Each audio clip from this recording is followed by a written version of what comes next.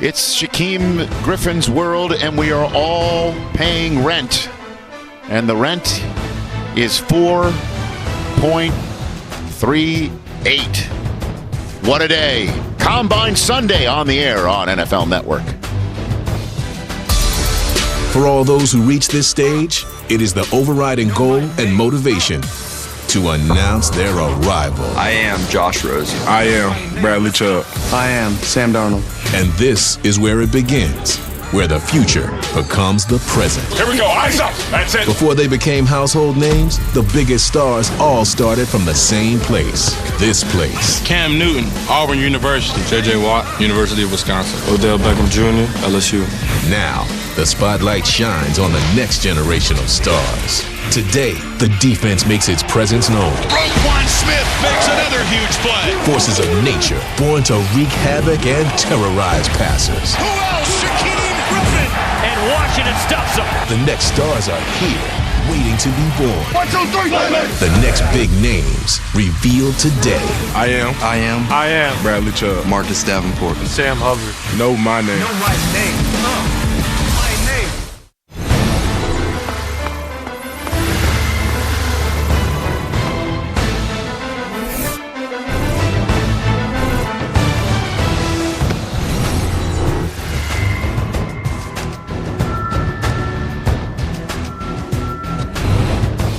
Well, after the offensive players showed up and shined in this stadium on Friday and Saturday, then Sunday arrived, and the defensive players who will be paid to make sure those offensive players do not shine or show up on a football field, they took center stage at Lucas Oil Stadium in day 3 of the 2018 Scouting Combine. I'm Rich Eisen, along with Mike Mayock.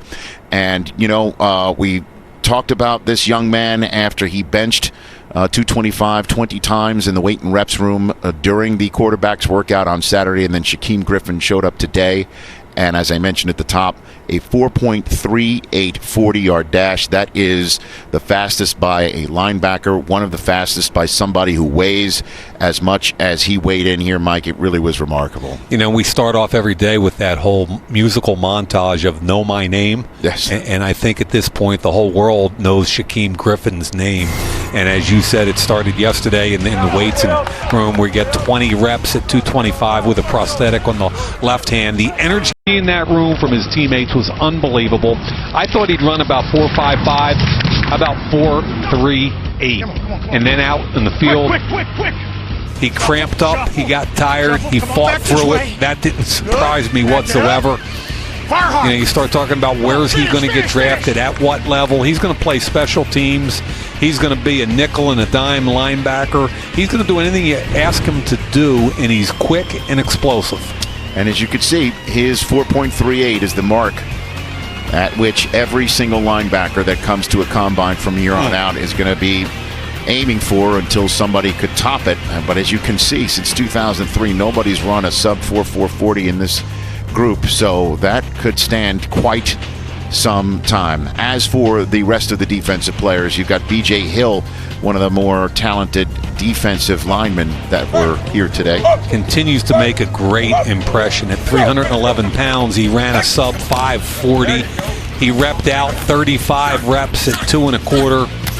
You could see quickness and explosion. He's in great shape, and when he stays low, when he keeps those hips down, he flashes innate quickness in short areas, and I'm telling you, worst case scenario, he's a second-round pick.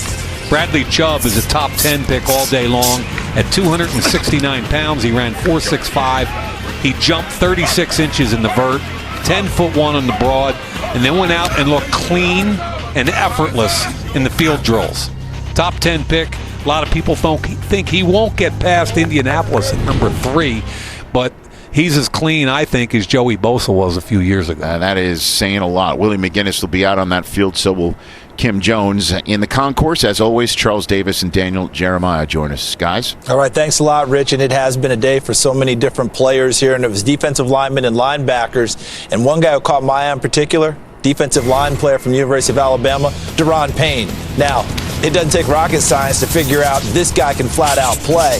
And look at him move it in the 40-yard dash. We saw that agility in the national championship game with an interception and a touchdown catch. Look at this big guy haul it around, make those definite moves and cuts, and imagine him controlling people up front with some power and some strength. And he keeps his eyes up, makes plays into the defensive backfield. He does it all. How about Lorenzo Carter, a linebacker from the University of Georgia? He came out and exploded. And if it wasn't for Shaquem Griffin, I think we would have been raving about Lorenzo Carter's 40-yard dash time. He absolutely flew down that track. Wasn't able to do everything on the field today due to some different injuries, but boy, oh boy, Lorenzo Carter, he's going to make some plays. Yeah, there were a lot of impressive players out here today, Charles. Rarely do you see a 6'4" linebacker that plays off the ball. Today we saw two of them test extremely well. Tremaine Edmonds from Virginia Tech, over 6'4". He ran 4.54 in the 40 today, and when you watch him go through the field workout, he looks like he's about 5'10", 5'11", the way he's able to stay low and fluidly move through the bags. Look at this right here. I have him as the third best player in the draft entering today, and he did nothing to change my mind. He was outstanding in his movement drills throughout the linebacker position. Look, there was a buzz about him in the building today, and rightfully so. But he wasn't the only big off-the-ball linebacker to have a big day. Leighton Vander Esch from Boise State played 8-man football in high school. I can imagine seeing him on that field. But was awesome, dominated for Boise State, decided to come out early, ran 4.65 today at over 6'4", over 250 pounds. And much like Tremaine Edmonds, watch him move through the bags. Very easy, very fluid. The change of direction, you're just not supposed to move like that at that size. Overall, I thought this linebacker group, Rich, one of the most impressive linebacker groups we've seen here in quite some time. Neat stuff. And so they will all be out there on the field for us to take in day 3 of the NFL Scouting Combine on a Sunday, which is going to be the main work day for all these prospects come the fall. But it all starts today on NFL Network.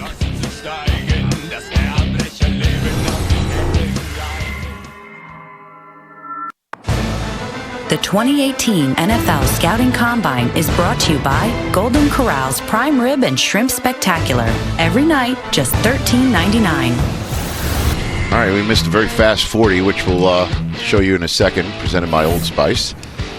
Here's Fonticassi again.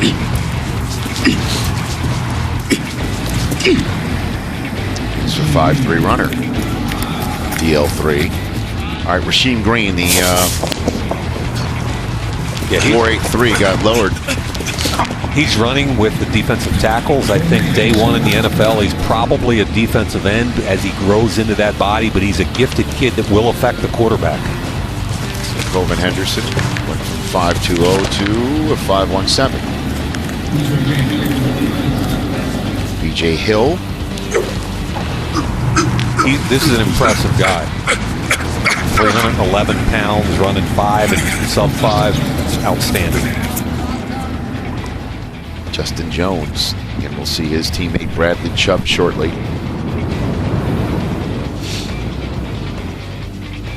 And Reginald McKenzie Jr., son of the Raiders general manager, and this was his dad's reaction to timing it. There you go. There you go. He's checking with the other watches, checking his own. I was surprised young Reggie came out this year. He's a junior, a third-year junior, but I'm guessing he got some pretty good NFL feedback on that, huh, Rich? Mm-hmm. Naughty. He gets lost in the wash a little bit because he's not going to be a sub package or a pass rusher, but Nadi stops the run. I love his eyes, his vision, and his ability to get to the football. Now we're back live. We're caught up to speed, if you will. What did Nichols run then? He did not run a second, no reason given. 4.96 was the unofficial first, which is outstanding. I guess he's just going to rest on that. I hope he's not going to be out of the workout. Now, when this kid Norton plays low, consistently plays low, he's a force in the run game. He's got some short area quickness. He likes the one gap and he go. pulled up. Pulled it up. Which is not good news. And yeah, the red shirt is going to run over fast. Here's Wade Phillips. I thought that was the best hire by a young head coach. Sean McVay comes in a year ago, takes the job, and the first thing he does is hire an old hand that's gotten it done at the highest levels on defense. And I thought that was just a great hire. And it showed me that McVay doesn't have an ego. He just wanted the best coach he could get, and he valued his experience. Deron Payne. Wow. 491 at 311 pounds for Payne, and he's showing people he can affect the quarterback. DJ? Guys, I think this is the best defensive tackle they've had at Alabama going back to Marcel Darius. And you look at the long list of guys. We had Jaron Reed, A'Shawn Robinson, Dalvin Tomlinson, all these guys, pretty high picks, being good football players in the NFL. This kid has more ability than all of them. Especially, I think, DJ, as far as a quick twitch, affect the quarterback defensive tackle. Harrison Phillips, a 5'2" runner. And his coach, David Shaw, pleased to say, he's going to join us once again, night one of the draft, live on the NFL Network. I ended up on the same flight into Mobile, Alabama with him, and not only the same flight, but the same seats next to each other with David Shaw. We talked about Harrison Phillips, and he said the kid's one of the most driven athletes he's ever been around. Double major, and then went and got a minor after he got the double major. Right. 3.35 GPA, unbelievable community service, and then in his spare time, he went to a professor at Stanford and started their own class. Wow. And it was related to the study of concussions in football. So you want to? He said he's one of those guys that just needs to be busy 24 hours a day. You got it in you. Appreciate it. Are you one of those guys in a plane, though, that has one of those headsets on and doesn't really want to talk when you sit down? Are you a chatty seat partner on a plane? I got and there's Matt Patricia and Bob Quinn, two former Patriots, but I got a headset for Christmas. Okay. And I'm still trying to figure out how to work it on a plane. What does that mean? Like where does it get a signal? How does it come on? There's usually a switch that put a battery in it. Hey, Mike. How do DJ? How do I get my music or anything to come into the headphones, man? I thought you were a big reader, Mike. I thought you just had your Game of Thrones I want some book music. out. I didn't think you were a big music guy. No, I want music in my ears while I'm reading. All right. A little flavor in your ear. My 8-track doesn't fit in the cartridge area there. Mike, true or false? True or false? Do you own a Discman? Do I own a what? They're very good. The answer's no, then I guess. There's Sanat right there. And so, just I guess to put a button on this, if you're sitting next to Mike Mayock on a plane, he has his headphones on. They're not attached to anything. He just does not want to talk to you. No, I have one serious question. Do you have to have Wi-Fi capabilities to get it to work? It's a headset. Yeah. So you just plug it in. You put a. No, if I don't use a wire. You just. If I don't plug it, battery. Can I get it wireless on a plane? You may. Yeah. Just wondering. We'll hook you up, man. Mike, what do you say to the flight attendant when she asks you if you want those headsets when she goes to the aisle? Get me a bud. Tim Settle here on the 40-yard dash line.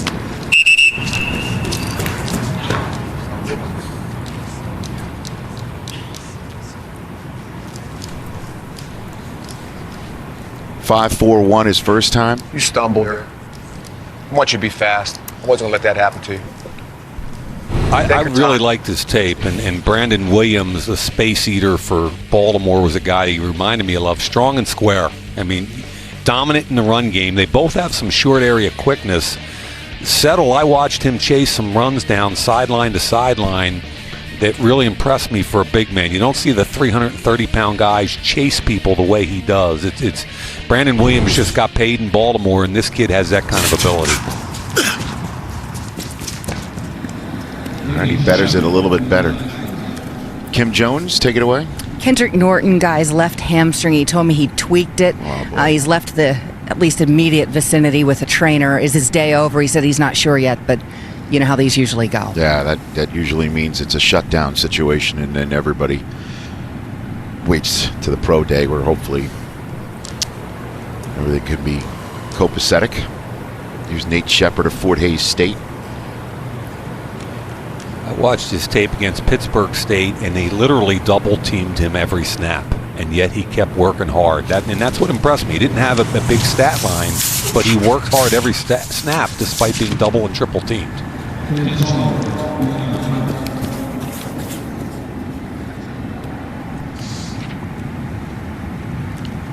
Charles? Hey guys, when we watch Shepard, I keep going back. Remember Simon Fraser University first before Fort Hays State? And Mike, just think about all these linemen we're now getting from Canada. Akeem Hicks out of Regina. David Onyemata with the New Orleans Saints. You also got Laurent Duvernay-Tardif, who plays, of course, with the Kansas City Chiefs as an offensive lineman. So the blockers and tacklers are coming from north of the border as well. Yeah, I heard a great story, don't know if it's true or not, about Laurent Duvernay-Tardif on his pro day, Rich. They don't have pro days in Canada, right? So the scouts go up to work him out, and at his college, they didn't have a scale for him. So they went down to the local bar where they weigh the meat coming in on one of those big scales. And apparently, now this is the scouts tell me, apparently he got his heights and weights done at a bar in Canada before they went to the high school field to work him out. That's pretty good. Now that's what I call a pro day. Oh, man. You can't make this stuff up. Trent Thompson had a major medical issue about a year ago. He withdrew from classes, didn't play spring ball. He was found wandering glassy-eyed at about 2 in the morning. Allegedly, it was a reaction to prescription medication, but he had to withdraw from school. And he's, you talk about off-the-field things and guys that have to have conversations with the NFL, and that's just one of them. I mean, that's part of the things that you've got to do. And he's a talented interior defensive lineman, and he ran well so far today. Charles. And, to show what's new, what we think is new in the NFL is actually old. You're talking about that scale that they measured him on. Yeah. Les Bingaman was a defensive lineman for the Detroit Lions. That's how the Lions weighed him back in the 50s. They used to call him Bingo the exact same way. But Trenton Thompson, Mike, when we advance the story, Trenton Thompson, you mentioned Andrew Brown at the top of the show from Virginia. Both were top 5 high school players and who buddies. Probably didn't reach their potential in college. Brown ascending this offseason. Thompson needs to start his charge today.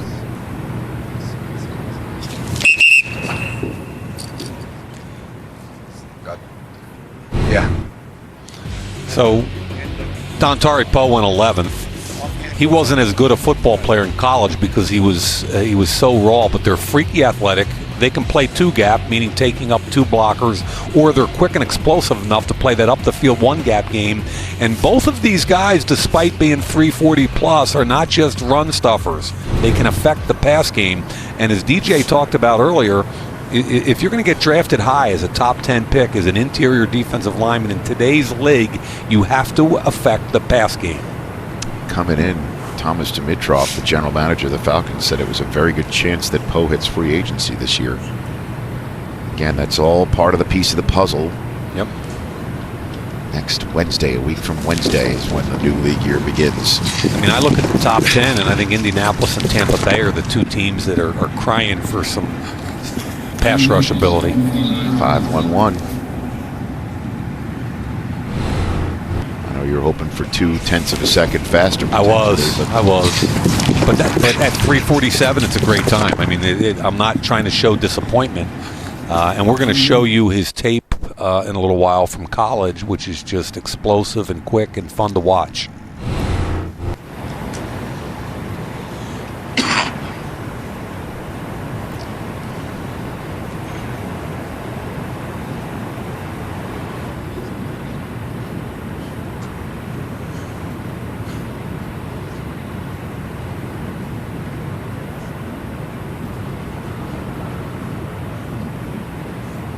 Eddie Wilson was ineligible for their bowl game in 17. Came out as a third-year junior. Had eligibility issues his entire 3 years. I think he just felt like it was time to try to get to the NFL. Okay, so the interior linemen are done running. On-field drills are next. Edge rushers and linebackers still to come. Sunday has just begun at Combine 2018.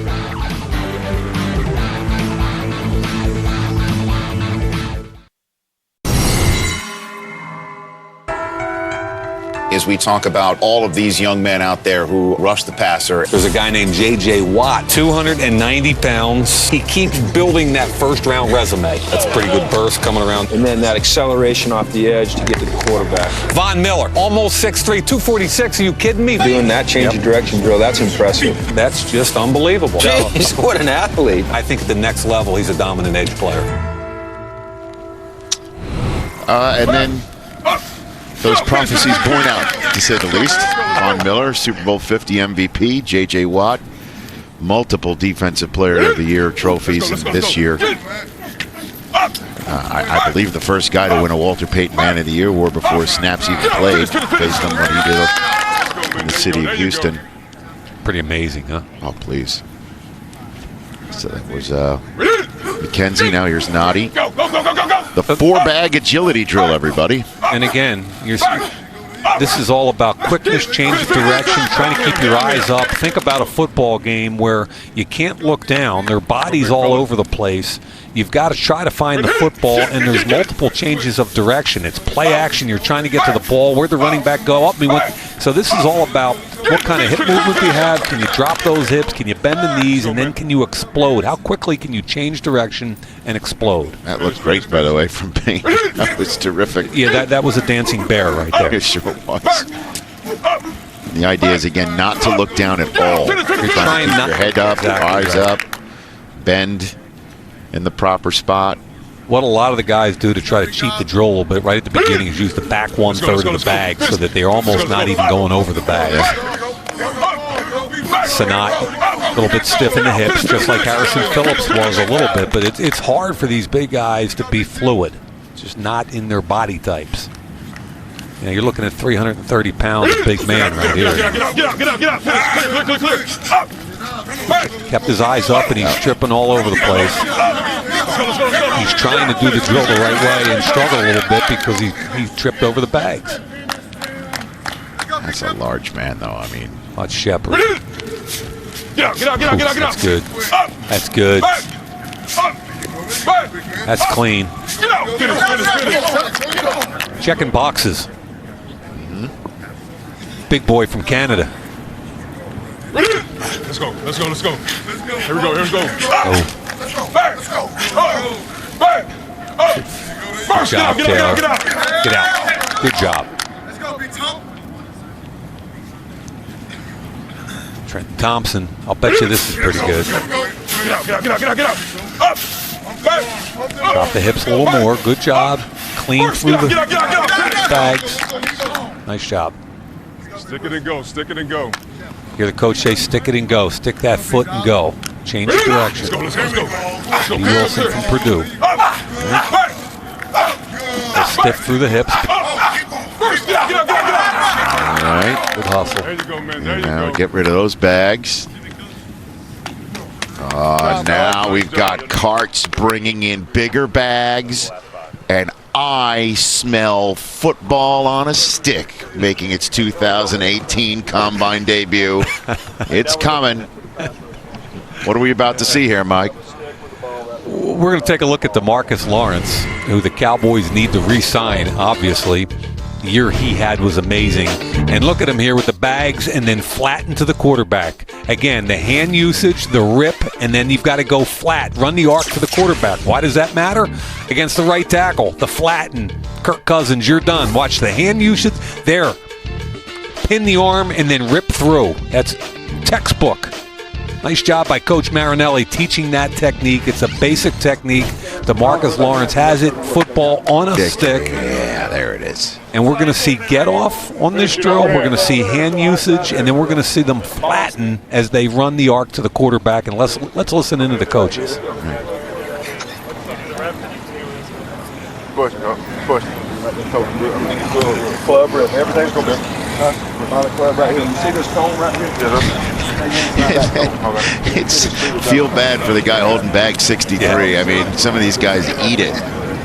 Holding these bags. The first move is the club. Watch the left hand club 63. That dude right there. He's kidding. So the first move is the left hand just clubbing that bag, and then the right hand ripping through on the second bag as you flatten to the quarterback. And as you said, Rich, you don't want to be holding those bags.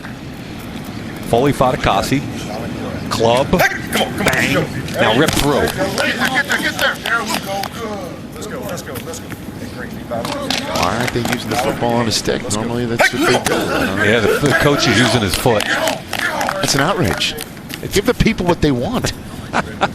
Combine only happens once a year. Don't use your foot. He's using his right foot. You got a football, you got a stick. Look, if they're not going to use it, send it up here. I could just take it home. Put it as a carry-on. B.J. Hill. He can play, man. Three-time Super Bowl champ Willie McGinnis is out there for us. How are you, Willie? Good morning. I am well, Rich. How are you and Mike doing this morning? Well, I mean, I was doing fine up until, football on a stick gets replaced by the coach's right foot. Movement, any type of movement, Rich, Hey, Willie, I love you, but, I got to fine you for being late, dude. Uh-oh. No, I'm just saying, dude. I'm actually early. I was supposed to do defensive ends and linebackers, so I'm giving you extra, Mike.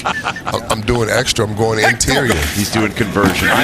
He's a conversion broadcaster. He was the original conversion guy, and there's been a lot of Hall of Fame conversations around. Willie McGinnis, to me, has got to be in that kind of conversation. I just want to say that, Willie. I just love the way you played the game, man. I appreciate it, Mike. Thank you. Double nickel from USC. They don't give that out to too many people. So that was Sanat going through the drill.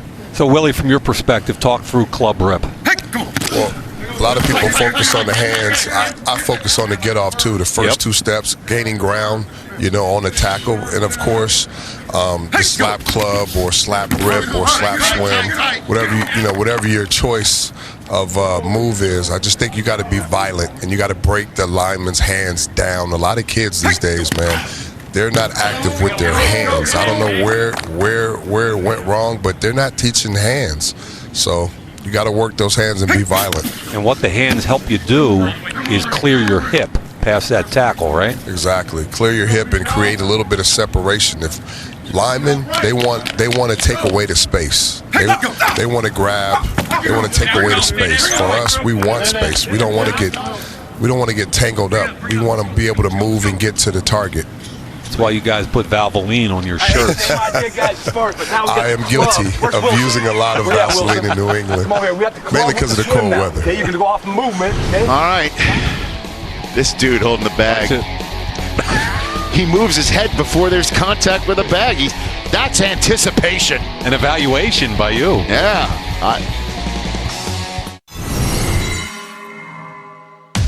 Jadeveon Clowney's Olympics are here, and he came to win them. A 270-pound man running 4.47. Beat that, fellas. Anthony Barr is going to start us off. That's good, man. Fluid. Yep. Athletic. Be able to pump those arms. Khalil Mack plays this game with abandon, with an edge. Let's just say it. He plays it with unbridled anger and fury. That's a wow out of Aaron Donald. Quick, disruptive defensive tackle. This is a good group we've got going here right now. As they say, I'm no brainiac, Daniel, but what we just saw there, whole lot of all pros. All right, a whole lot of great players, and they all started right here at the Scouting Combine. And we've got someone else here who's an all-pro at the Scouting Combine. That's Kim Jones, who gets all the best info. Kim, what do you have on Vita Vea? I think Vita's the all-pro, Charles. I'll tell you, he was knocked out of these drills with a hamstring. He's completely unconcerned by it. I just talked to him. He's now added a white T-shirt to his outfit, and there you go, and he's in flip-flops. So he is a spectator as some of the D linemen compete now in the broad jump. Vita Vea told me he's bummed he couldn't compete in everything, but he's also really happy with the work he's put in here in Indianapolis. The 5.11 in the 40, that pleased him, and the reaching 40 in the bench press was his goal in terms of reps. He got 41, so he was really happy with that. I asked him about talking to teams, and he said that he had really great interviews with about 16 teams that are here. He thought that they went very well. He's very personable when you talk to Vita Vea. I did ask him an interesting question he got. He said he was told these 4 words: father, baseball, shoe, and yellow. He was asked to repeat them. 15 minutes later, when the interview ended, he was asked to repeat them again and got it right. Full disclosure, disclosure, when he repeated them to me, I needed him to repeat them a minute later. So that's pretty good recall on his behalf. And yes, as part of the psychological testing, a written test, he was asked cat or dog. Guys, he said he circled dog. Yeah, I'll bet he did, Kim. I'll bet he circled it, and probably a big highlighter and everything else. Thanks a lot for that great info on him. And I'm guaranteeing he did more than enough here at this scouting combine. They know how talented he is. Now, a guy we're going to see later on, Daniel, is Bradley Chubb, the number 1 rated edge rusher from North Carolina State. And when I take a look at him on tape, my comparison for him is a hybrid guy. Dante Fowler Jr., Jacksonville. And, of course, just take a look at what he's doing. See how he's coming off the edge? See how he's bending, getting down the line of scrimmage? When Fowler came out of Florida, that was a huge strength of his. And Myles Garrett, the number 1 pick in the Browns last year, has that same ability. Get to the quarterback, get him on the ground. That's what Bradley Chubb does best, and that's what I like about him. And I think he's a relentless pass rusher, which is what you need coming into the league. Take a look at Myles Garrett. Rookie season, cut a little bit short with some of the injuries, but when he was right, look at his ability to come off of a block, come back and get the quarterback, not give up on a play. I think that's the type of thing you get out of Bradley Chubb as well. Looking forward to him getting on the field. Yeah, you see him getting ready to work out right here. He's probably a top 5 pick in this draft. I think he's the best edge rusher. I think most teams in those suites up there would agree with you. To me, Harrison Phillips, we just saw him finish up. When you're looking for comparisons for players, I watched him. The first tape I popped on, I said, this looks like Kyle Williams coming out of LSU. Reminds me so much of him. The strength, the power, I think he's a little underrated with his quickness and never stops with the motor. You play in the Pac-12, you're playing 90 snaps some games. He rarely comes off the field, and the effort never changes. You see Kyle Williams, who's had a long, productive career with the Buffalo Bills, little arm over, finish there on Tom Brady. They're guys you know what you're going to get from each and every single down, and I thought today Harrison Phillips had a solid workout, and he's very much in that mix. I would say probably you're talking 25 to 35 in that range in the draft. Yeah, and when he hears 25 to 35, he wants to make it 15 to 25. He's that type of a kid. And he also, I love his social media, his tag on Twitter, Horrible Harry. I love that one. Absolutely love that one, and big-time player. So Harrison Phillips, nice comp there, Kyle Williams. Do you remember any of those 4 words? Shoe, yellow, football, but not in that order. 0. I got All right, stay with us for more from the Combine. Plenty more to come today because we've got the big guys out here. Defensive linemen, the defensive ends will be hitting the field soon, as will the linebackers later today. Oh, yes. The props. And I'm not talking about like an actual, like the figurative props. You got to give it up to the football on a stick. We have a guest here in the booth. Who do we have? Yeah. Football on a stick. Dude, the way your mind works is crazy to me. Crazy to me. What do you mean? I see this and I think this is the greatest invention of all time. It's so simple. Last year, Bill Belichick came in and say hello. Today, you give me football on a stick. Hey, man. One day it's the modern day Lombardi. The next day, it's this baby. It's a good tweet. I want someone to care about me as much as Rich Eisen cares about the football on a stick at the Combine. I'm telling you. Your squad mind goals, works, man. Squad goals. That's all I'm saying. Yep. Here we go. Hold on a minute. See? So, football on a stick. How do you feel about being snubbed by some coaches this year who use their foot? Exactly. Back to you, Mike. All right, now we're about to see. I will tell you one thing. Back in my early broadcasting career, I was doing a Canadian Football League game, and we had a genius producer that thought it would be great if I went out the day before, this was in Edmonton, and interviewed the statue of Wayne Gretzky. How'd that go? Awfully. I was like, an unusually stony-faced Gretzky refuses to answer. Like, are you kidding me? Yeah. It's awful, man. Well, so now we're about to see a significant pass rusher. I mean, every mock draft that's gone down right now so far, and I know you don't really pay attention much to that stuff, if at all, has Bradley Chubb being the 3rd overall pick in this draft to the Indianapolis Colts. What makes him so special? Legit top 5 guy, clean off the field, great motor, and I compare him to Joey Bosa. I mean, that makes him pretty legit, right? Mm-hmm. Technique proficient. Boy, they both use their hands so well. They're physical in the run game. They set an edge, and on top of being quick off the ball, they're relentless in their pursuit of the quarterback. So when you look at Bradley Chubb on the field for NC State, Here he is against a left tackle in the run game. Set the edge, and Willie talked about those long arms, vision on the running back, and then finish. You kidding me? Textbook right there. Working against a left tackle. Get off. Now get the edge with the hands. There's that club rip right there. His hand usage, like Bosa, is outstanding. Again, now you got the hip past his hip. You can flatten to the quarterback. That's Lamar Jackson, by the way, folks. Left tackle, the inside pole. He's going to convert that speed to power. That is outstanding. And I look at Joey Bosa as the prototype 4-3 defensive end in the NFL right now. Look at him coming off the edge. Inside pole, sets the edge. Physical. Get back off of it. Get involved. Read. Oh, this is great. Watch him read on zone read. Boom. Come down and make the tackle on the zone read. So quick. And against the right tackle, uses his hands to get his hips clear and flattens to the quarterback, just like Bradley Chubb did. Again, against the right tackle, up and under. There's the inside counter to the outside speed. So he's got all three speeds. He's got the outside speed, he's got the speed to power, then the up and under, and that's how I feel about Bradley Chubb. In terms of Bosa, his brother's no slouch, too. They look like the same guy on film. Right. The same friggin' guy. It's amazing. DNA don't lie, man. Now, I'm asking this for purely personal reasons. Are there any more Bosas coming? I don't know. I'm hoping not. I don't know. My gosh. I've had enough of them.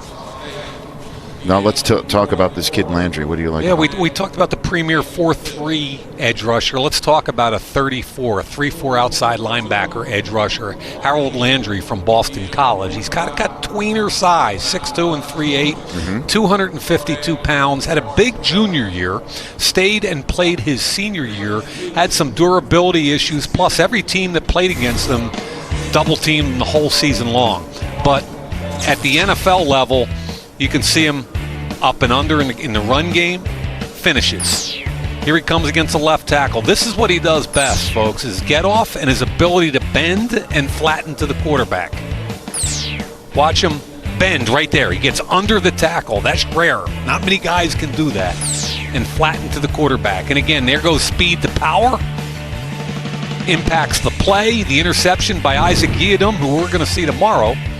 And I would compare him, because of body type and explosion, to Ngakoue. They've both got get off and burst. They can convert speed to power.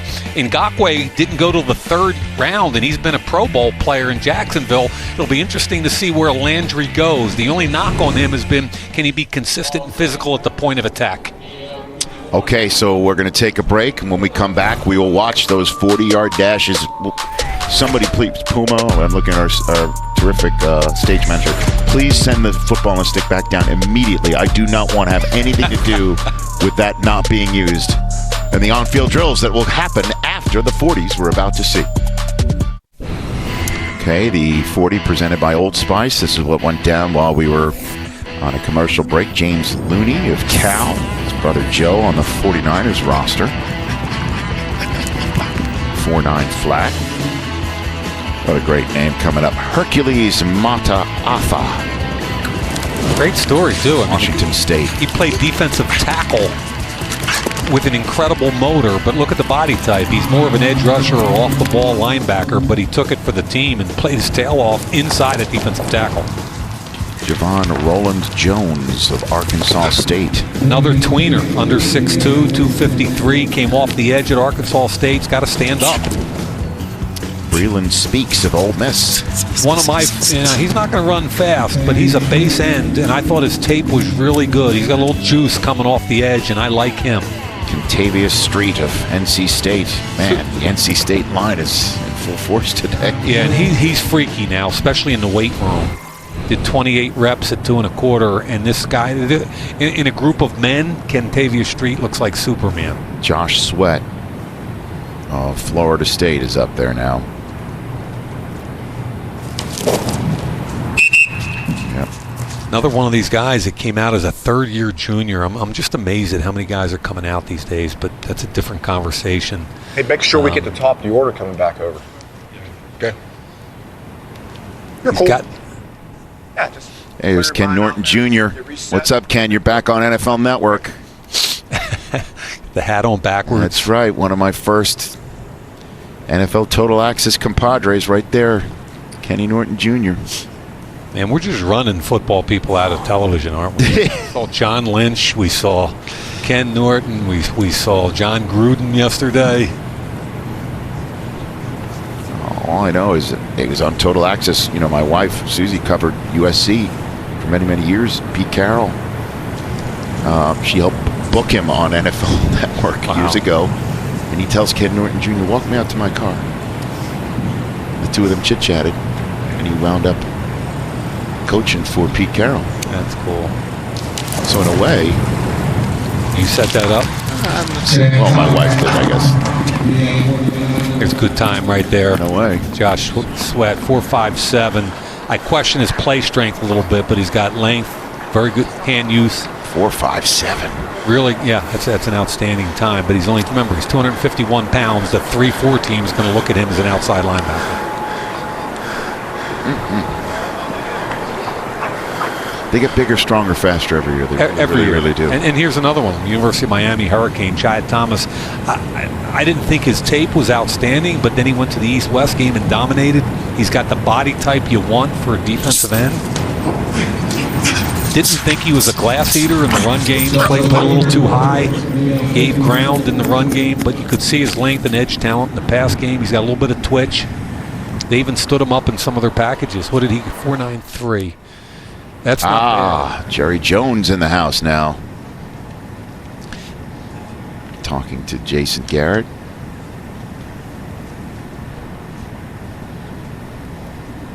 There you go. That'd be great if he cleaned Jason's Garrett's classes for him. You would enjoy that? That'd be great. You want me to clean yours? No. Keep them on your nose, pal. The host of the draft this year. You are? No, Jerry Jones. I'm teasing you. Oh, no. I guess I'll host our coverage with There you go. Okay, got it. JoJo Wicker. We're going to be doing it out of a stadium for the first time. Yeah, I know. The Jones Mahal. They're talking about filling the place up for that. That'd be something, wouldn't it? Hey, if 5,000 people came and filled up part of the stands here to watch a workout, hey, maybe 100,000 will show up to hear people read off a list of names. If somebody told me 15 years ago I'd be covering the draft for a living, right, I'd have laughed at them. Thank you, Howard Katz. Of course, Steve Sable, who's looking over us every day. Yep. Javon Young of Louisville right there. Kim? Rich, both Sam Hubbard and Arden Key doing everything today but the 40. Okay. Key told me that right knee injury he suffered during the season. He's just not ready to run the 40 yet. He will at his pro day. As far as Hubbard goes, give him credit for honesty, guys. He said, you get one shot at this. I want to make my best shot at pro day at Ohio State in terms of running. He said, I'll do any football drill any day, but I've only been training for track for a month and a half. So just not confident doing the 40 today for Sam Hubbard. Okay. Start from the top of Group 8. It looks like Adeni's not running another 40 here. They just announced Armstrong up now. I gave Armstrong credit. Again, he played out of position there. I thought he showed toughness even though he wasn't a good fit. He got enveloped by big tackles. But at 6'3.5", 257, he's got some size. I would imagine he's going to be doing the hybrid drills later. We've got a bunch, as I said, of the hybrid type players that were edge players in college that are going to have to stand up and play in a different style of play in the NFL. Armstrong's one of them. Okay, so he'll stand on his first time, best we can tell. Ade Aruna of Tulane. Yeah, hit a tough 2017. They changed their scheme. He didn't fit what they asked him to do. They played Army and Navy early, which is tough on any defensive lineman. Hurt his ankle against Oklahoma. But to be fair to him, when they got in a couple sub packages and he could stick his hand in the ground on the outside, he looked like a different guy. And you could see that's 6'4.5", 262. He's running in the 4.6s. That's crazy. He's really helping himself here. People are going to look at him as a base end or a 34 outside linebacker, and he's got some length and ability. Okay, Andrew Brown of Virginia.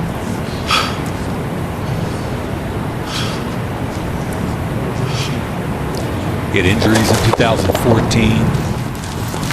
It's a long stride right there. It's like a nice amount of time off. That's a nice time for 296 pounds. He's another guy. I don't understand why he's in this group. He should have been in the last group. But that's really a good time for him, and he continues to build his resume postseason. There's Chubb again. So 4.66 compares favorably with Joey Bosa's 4.85. I would say so.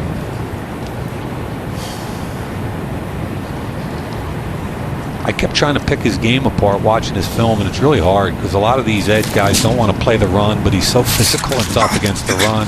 He flies to the football. He's a leader. He lights up the room. DJ?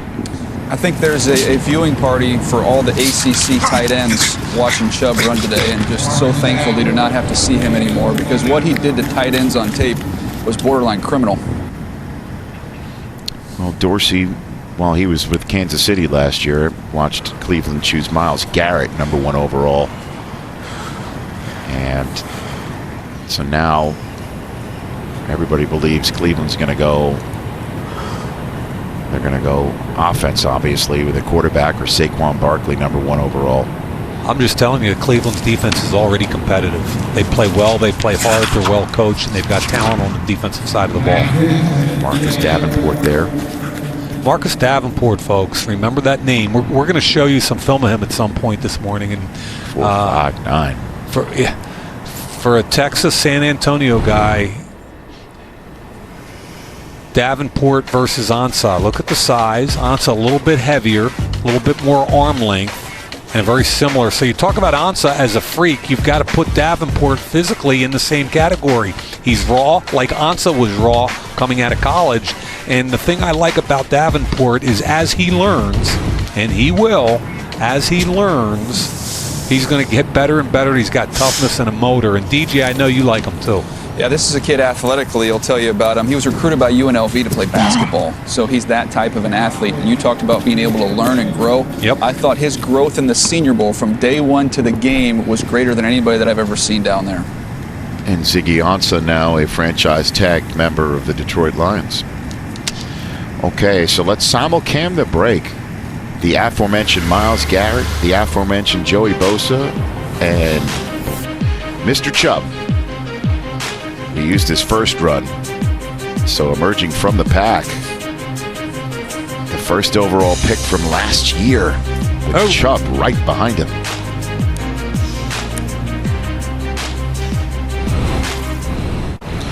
So the Old Spice review of the 40s that we missed starts with Fitz. Kylie Fitz from Utah. 263 pounds, base 4.3 end. And he's a 4.69. He's a 4.69 guy. He could probably stand up in a 34. John Franklin. Steve F. Austin. 4.76. Okay. Mr. Hahn. Again, he should have been in with the interior defensive lineman in the first group. Sub-5 for him is outstanding. Two times over, too. Yeah, that's really good.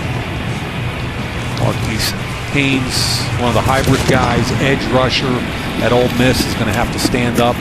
4.7, 3.4 outside linebacker or inside linebacker body type.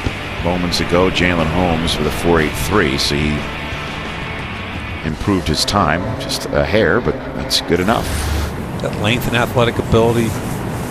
Back live again with Harold Landry, number 4 on Mike Mayock's list of edge rushers. Number 3 is Arden Key. Number 5 is Sam Hubbard. Neither of them running, both of them taking part in the drills that are about to break out.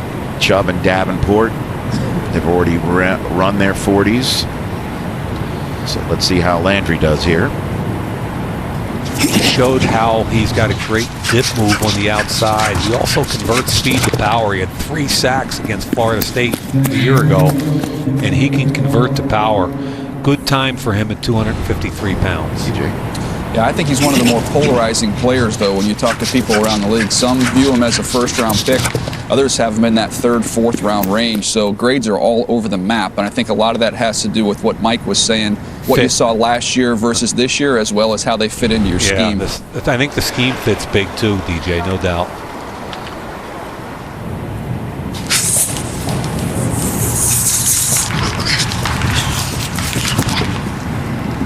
James Looney.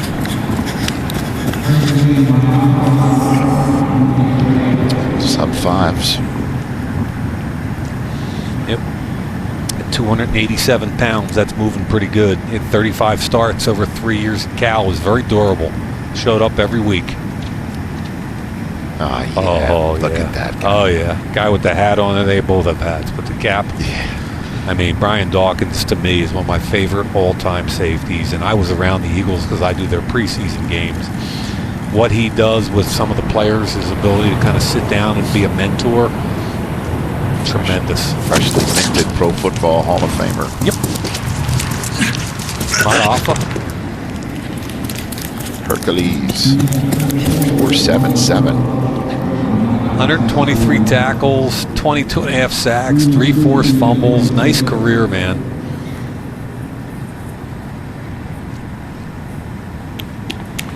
Javon Roland Jones now. Another tweener. He is not running a second time. Okay.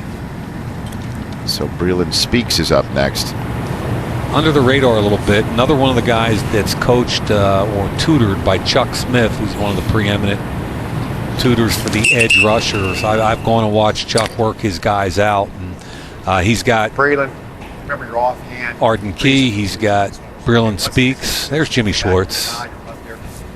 Appreciate it. Defensive coordinator for the Eagles. And I'll tell you what, I mean, former head coach. And I tell him he's a curmudgeon. And I mean that very nicely because I'm a curmudgeon. I was about to say, it takes one to know one. Oh, yeah. Talent knows talent, Rich. Game recognizes game. How you're finishing? He absolutely, his guys fly to the football, and I think lost in the story of the Philadelphia Eagles a little bit this year with the quarterback conversation and Doug Peterson is how hard and how well Jim Schwartz defense plays. I think this kid's undervalued. It's Breland Speaks. I like him. Not going to test great. He's a football player. Thickly muscled, beats up tight ends. Powerful inside. Watch him against LSU. Get to the quarterback. Inside twist. He came around the defensive tackle and just flew upfield, running through blockers, split the left guard and tackle. And every play hard, and I like that. Kentavious Street not running a second 40.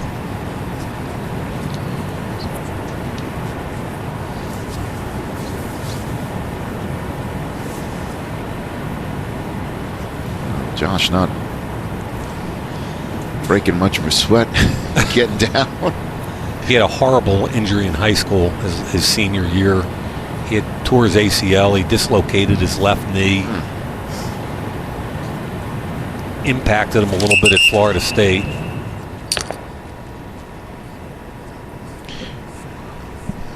So there's this video of Kentavious Street. 700. Look at this, folks. Come on now. Look at this. Oh, word. Look at the bar bend. Oh. He's a freak now. He showed up at the East West game, and they do the heights and weights, and they walk out in a pair of gym shorts. Everybody was just like, "Oh my God, that's a man." And another one of that North Carolina State front that just jumps off the charts at you athletically, work ethic wise. He helped himself big time at the East West game. I hope he's okay. Not running a second time.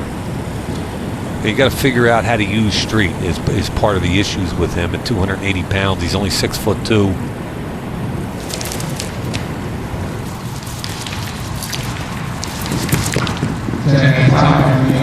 Even better. 4.53. Street has his knee wrapped right now, we're being told. DJ?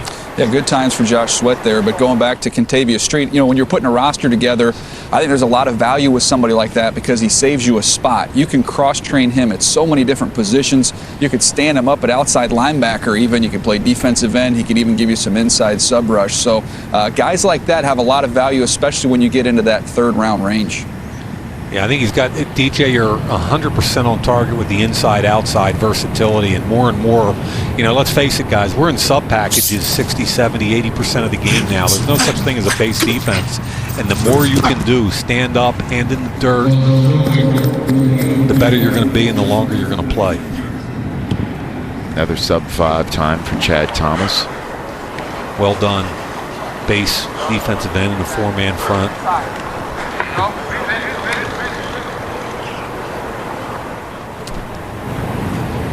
JoJo Wicker, Arizona State. Second team Pac-12 a couple years in a row. Solid production. Watched his Texas tape. Texas Tech tape. Easy for you to say. 5'2". Had a couple sacks in the Texas Tech game. Even when they're rushing 3, just his ability to hustle and keep continuing to fight to get to the quarterback. Not a twitchy defensive tackle. There's a 10-yard split right there. Sweat and Landry, sub 1.6. Aruna, I think, Aruna's going to be like a guy, Kamoko Toure, we're going to see in the next group out of Rutgers. Very, very interesting guys because of body type, length, and ability to run. Trevon Young. 4.79. Nice way to wrap up the defensive line 40s. All right. Before we break, Brett Michaels tweeting about his Steelers and Jerome Bettis. And that's Rocky Blyer, too, right there. Very cool. Brett, just in case you're wondering, that's Al's nephew. You don't believe me, do you? Not really. Because you now know he's the lead singer of Poison. And I'm checking out the hair. I'm not saying that with Big Al. Wow. You are a curmudgeon.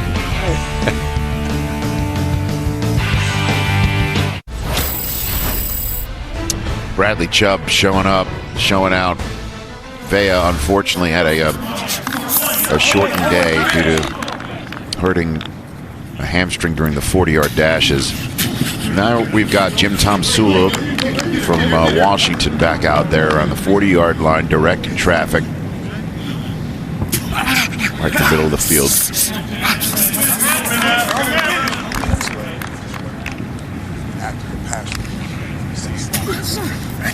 Sam Hubbard, change of direction, pursuit. Stick your foot in the ground, and how quickly can you change? Arden Key. Foot in the ground, go. Go again. Two quick changes of direction. Harold Landry, this ought to be good. Good. Get around there and go.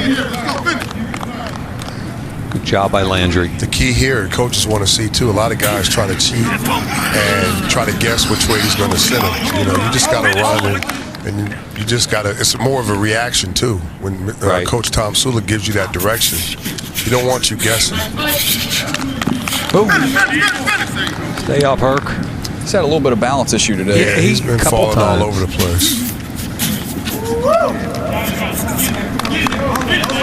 Bunny Rotimi.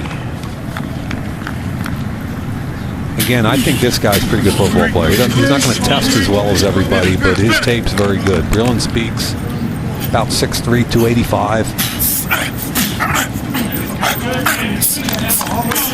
Chad Thomas reminds me of Jared Odrick. Remember when he was coming out? Yeah. Just in your stance. You can stand.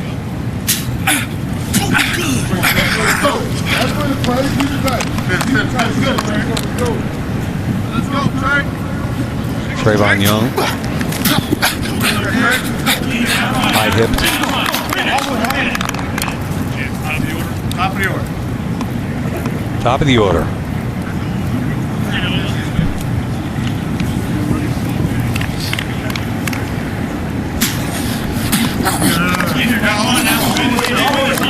All the way.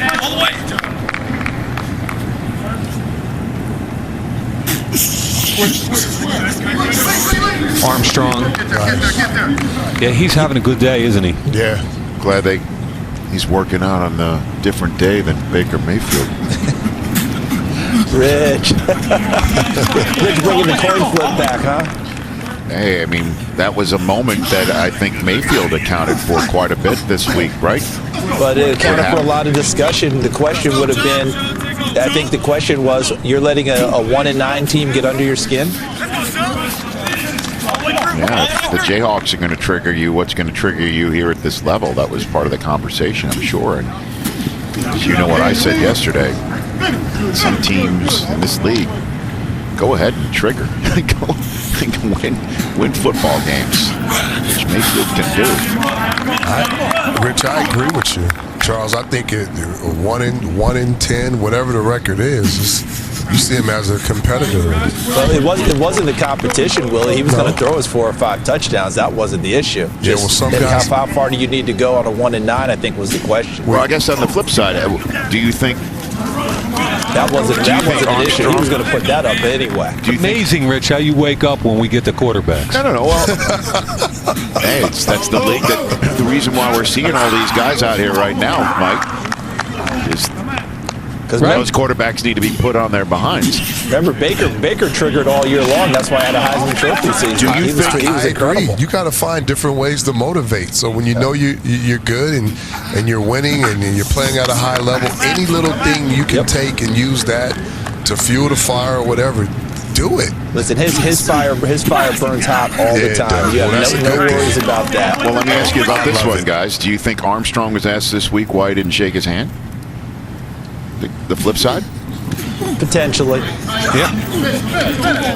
I think, though, when you talk to evaluators, they have a lot less problem with Armstrong not shaking his hand than Baker's reaction to that from a quarterback's standpoint. Harold Landry. I think Mayfield went to the Senior Bowl to kind of repair his image a little bit, and I'm not sure he did it. I think I would love to play with Baker Mayfield. That's an endorsement. Yep. Willie, if you want to see about people wanting to play with Baker, turn on him and find a video of when he went to Oklahoma before spring practice. They had a group dance thing, and he took over the team right then and there. Hey, Willie, would you want to play against him? Absolutely. Absolutely. No question about it. He's that guy. He's polarizing. But you go back to Armstrong, what did he run today, guys? 4.86, 4.96 unofficially, but he's been very fluid and smooth in all the other drills I've seen. His official is 4.87. Yeah, but I thought he's been, as Willie pointed out, he's been very smooth and moved very well in these drills. And Daniel's comparison with Bud Dupree, I think, really speaks well for him about making that move, as Mike said, to his natural position and out of playing that 5 technique. And he's an every down guy. I mean, he doesn't have to come off the field. And some guys just don't test well. I mean, that's the reality of it. Yep.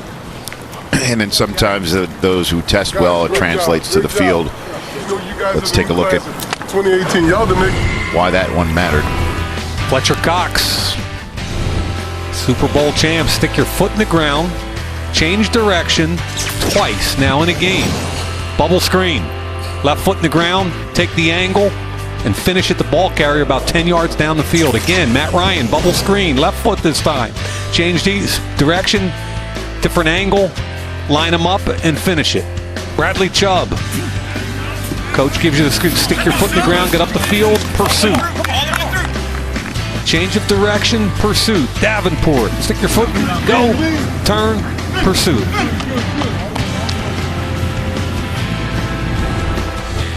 Yeah, it'll make those coaches smile when they see that. Oh, yeah, Tom Sula wink. That's what we just give the people what they want in our combine coverage. Welcome back to our live combine coverage. Linebackers getting ready to get out on the field.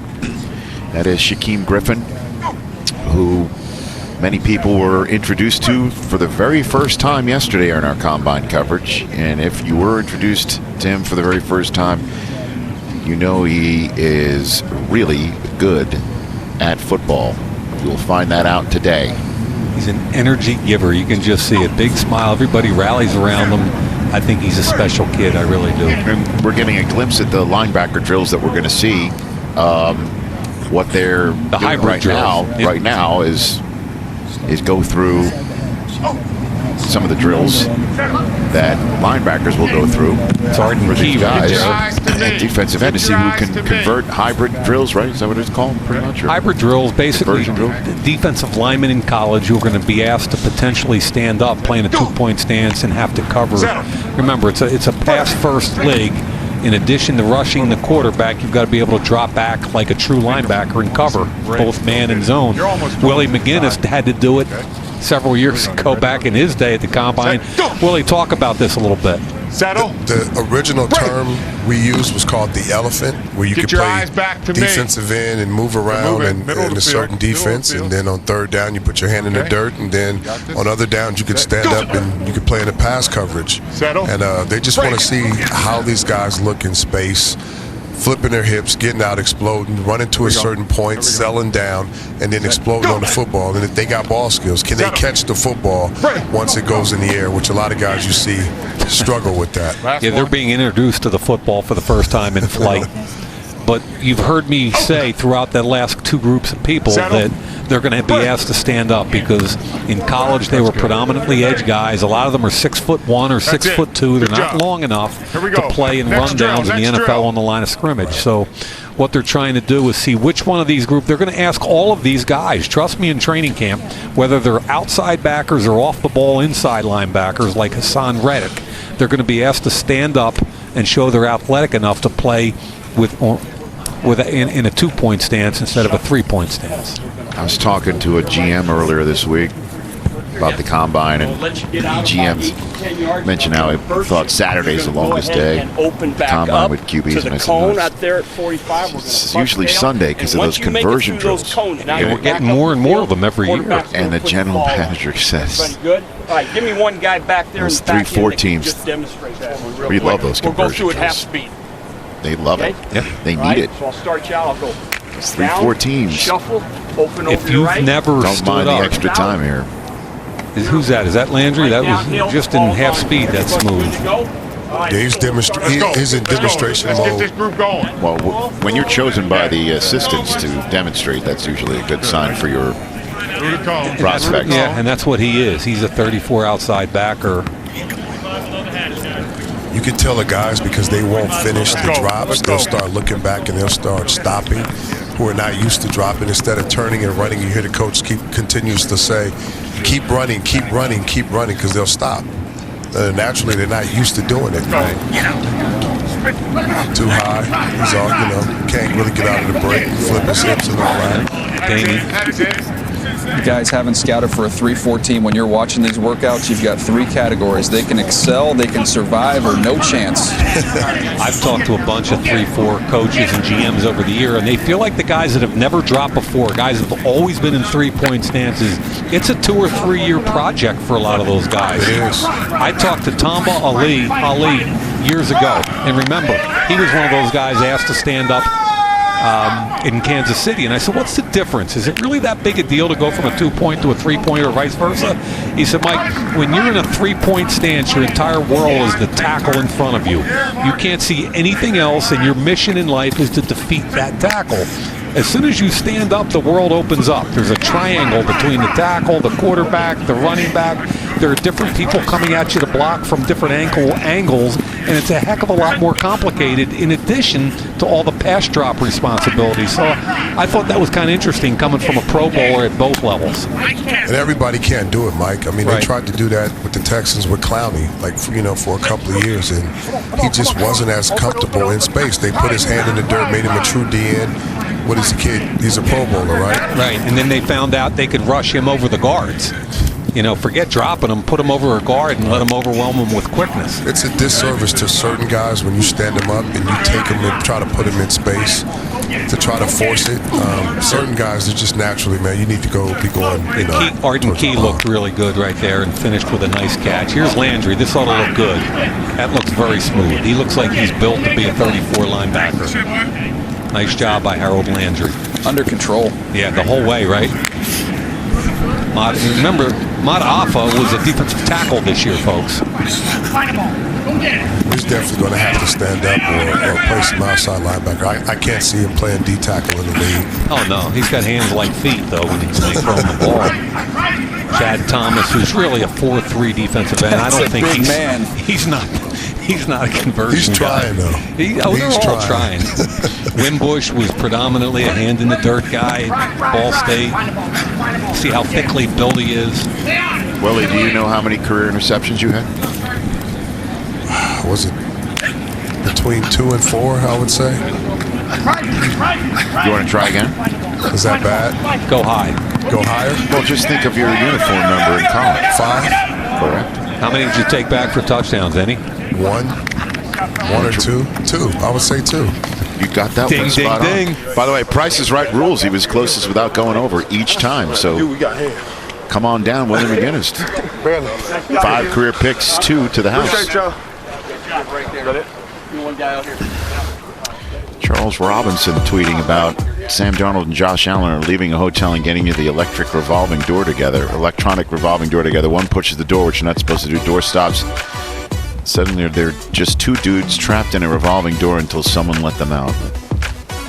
Is that a puzzle, or is that? I don't know what that was actually. I have no idea what that means. It's just 2. They got trapped in an. Is he trying to say that they're just 2 guys until they get drafted, that we can't separate them? Is that what they're trying to say? But he got it. All right. I think they got stuck in the revolving door. I mean, that's pretty much it, right? Well, the dude that tweeted it had a blue check, so apparently that's verified. Yeah, he's verified. He's verified. I'm completely lost, but that's not an isolated incident. Those revolving doors get us all. Here we go.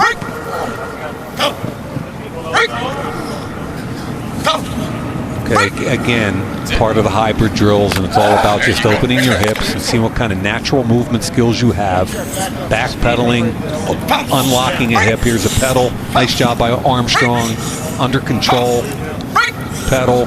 It's pretty good. He's smooth. Excellent. I mean, he's definitely smooth. He's definitely been working at this. And certain guys just make an easy transition into doing it. Here's Chubb. Same. For a big guy, that's good, man. Keep in mind, folks at home, what you're trying to do in the back pedal is keep your nose over your toes. Too many of the guys are leaning back, getting out of control. Davenport, we talked about him kicking down inside, reducing inside. This is him standing up and dropping outside. There's tape of him running with running backs 30 or 40 yards down the field. I think you keep it simple with him. Yes. If you try to load certain guys, it just takes away from their ability. Good job by Fitz here. There you go. It's what strength.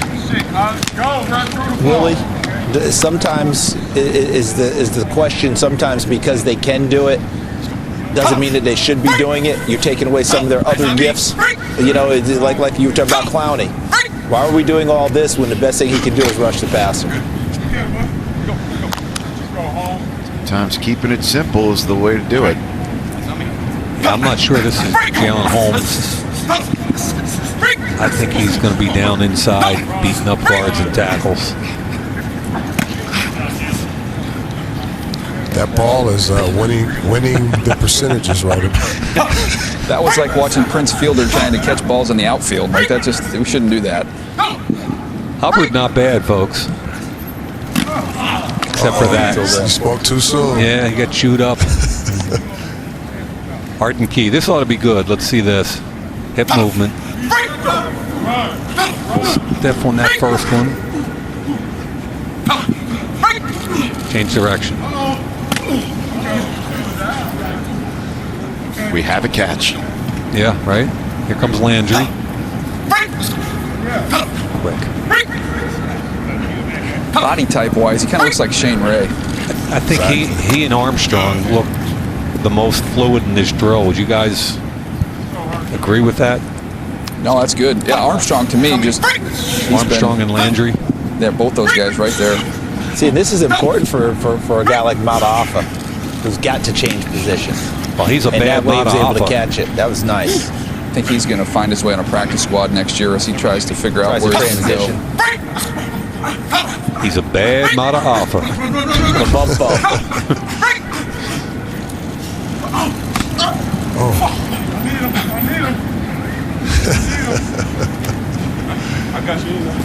I guess you didn't have too many turnover chains on interceptions. Winbush. Drill. Yep. See guys get high and they start to get on their heels. They start leaning back. They're almost falling back. Yep. Start again. Nose over your toes. Watch the coach. Don't try to guess. Just follow the direction. You're right, Willie. That football's winning about 3 out of every 4 times. Willie, we used to always say that you can tell with guys whether they're little, they play with trucks or they play with balls. I'll tell you what, with some of these guys, if that football was a javelin, they'd be dead. All right, so they're done. Linebackers are going to get out and run soon. Doing drills, okay? You guys did a great Gonna job, get okay? their Just keep final working, instructions. Get ready for the draft, everything, okay? This is the time to live your dream, okay? Let's go break them down. Hey, D-line on 3, 1, 2, 3. D-line. Chubb broke him down. Perhaps the next time you see him on NFL Network involving football, the draft. Look at that. Great photograph of Shaquem Griffin taken in our studios here this weekend. UCF football coming Sundays this fall. Hashtag built by UCF. I was impressed by UCF this year. Well coached. They played their tails off. They were a good football team. They haven't lost a game in over a year. The NFL Scouting Combine taking place in Indianapolis, and Bradley Chubb, the #1 edge rusher in the draft, has had himself quite a day already. As we take a look now at the broad jump and vertical jumps of what we've seen from guys so far today, here's Rasheem Green from USC. Whoa, 9'10". Big defensive end that Mike Mayock thinks will kick down defensive tackle in the NFL. Yeah, look, he can play. He played some inside, played some outside. Awesome 40 today. Now you're seeing the explosiveness in the jumps. This is a big day for Rasheem Green. Deron Payne's a guy that I know that you really like. Yeah, I think he's a top 15 pick, and he is not disappointed today. Running a sub 540 and looking great in the field workouts, and these are solid numbers for a big man. Harrison Phillips, defensive tackle from Stanford. I think he's had a pretty good day himself. Yeah, Harrison Phillips he showed off yesterday on the bench press. 42. The jumps, that's not going to be, well, although 32 is great. Like I say, the jump shouldn't be his thing. It's all about strength and power and quickness. And he has it. Taven Bryan from University of Florida by way of Wyoming. Yeah, this is not a surprise. It's an impressive number, 35-inch vertical. He's definitely in the first-round conversation. Yeah, not a surprise because of his athletic ability that you saw on tape coming in. That translates from what you see on tape to what you saw there. All right, so we're getting going here today with the defensive linemen, linebackers. Remember, the linebackers coming up. Shaquem Griffin from UCF getting ready to run, so make sure you stay with us on all of that. But, DJ, let's talk about Bradley Chubb, #1 edge rusher. Yeah, to me, top 5 pick, no-brainer, and he has emphasized that today with his performance. Gets out there in the 40, runs a 4.65 at 269 pounds, and watch him go through the field workout here. He has no restrictions with stiffness. See him hop up, show the foot quickness right there, eyes up. He was outstanding in the field workout. He's clearly established as the #1 edge rusher in this draft as you watch him go through the back drills here. Yeah, a lot of edge rushers, Daniel, you think about them with speed, but he has a lot of power to his game as well, doesn't he? And he sets the edge in the run game, and as I mentioned, the tight ends in the ACC are glad to see him leave.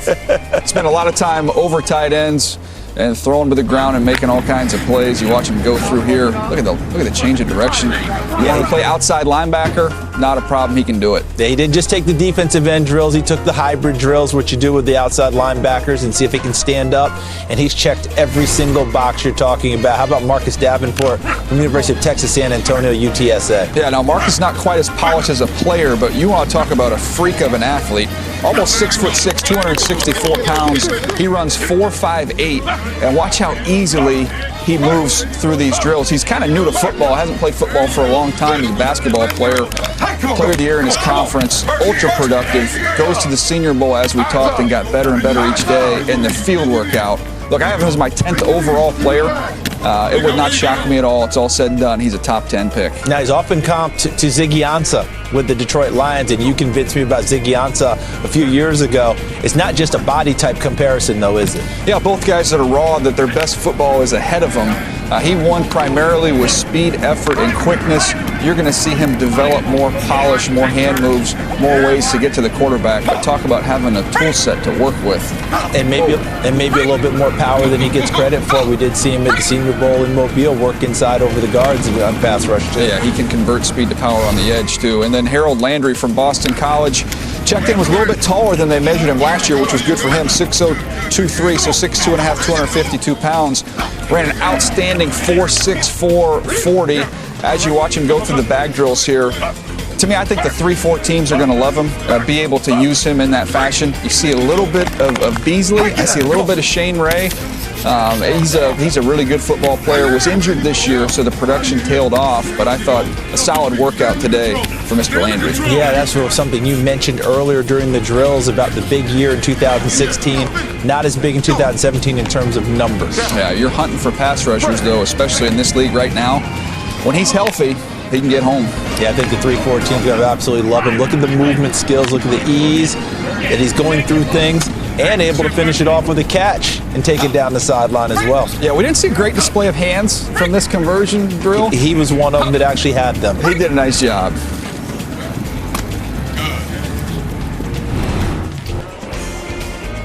You into that virtual reality, the combine experience? No, is a big place for people. I think of lice. I think of lice. I'm not. Just can't do it, right? Hey, the combine continues when we return. Welcome back to the 2018 Scouting Combine from Indianapolis here on NFL Network. I'm Kim Jones. As you see behind me, it's the linebackers getting ready to run their 40s. That includes Shaquem Griffin. Yesterday when Griffin did the bench press, he was the #1 topic on Twitter in the world.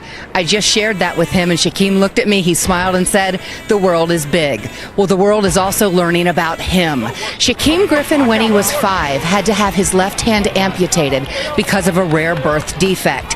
He told me this directly in a conversation I had with him before the combine. "I never want to be considered just a feel-good story," he said. "I never shy away from an opponent. I'm always up for a challenge." He does, however, embrace the idea he can be an inspiration.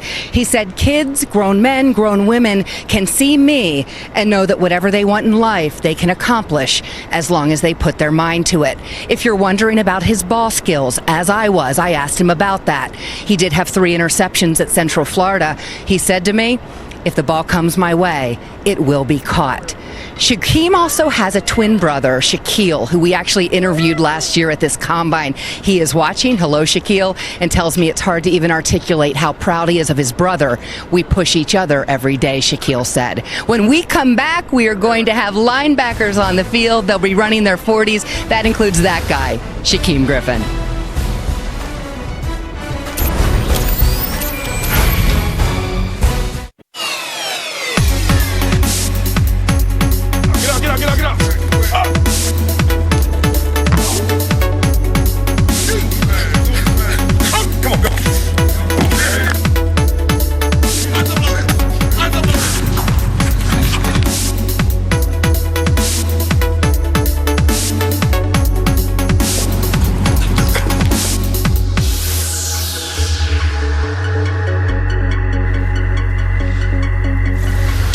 All right, welcome back to Lucas Oil Stadium, where we are matriculating our way through this combine. Here we are right around 1 o'clock Eastern time, 1 o'clock local time here in Indianapolis.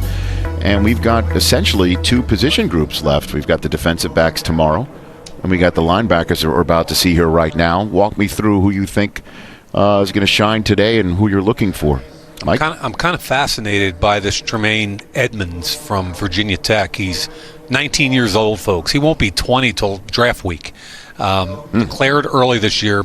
He's 6'4.5", 253 pounds with 34.5-inch arms. He's like a baby colt. He doesn't even know how good he can be. You can see him. Look at the length on this kid. He's an off-the-ball inside linebacker. Watch him track the quarterback on sweep. He's got speed. He's got an ability to come off the edge. And again, he tracks out in the flat, one-on-one tackle, finishes it against a good running back. Watch him drive on a wide receiver, break up a pass. Comes off the edge again, sees the reverse. Tackle for loss. Roquan Smith is different, smaller. Reminds me of Deion Jones. Look at the hit on the quarterback. He's today's off-the-ball inside linebacker because of his ability to run. Meets him in the hole, comes downhill. Good read. Again, mirror Georgia Tech's running back on option from the inside out. And there's a big body. Very good at getting over and under big bodies so he doesn't have to take them on, like Deion Jones with the Atlanta Falcons.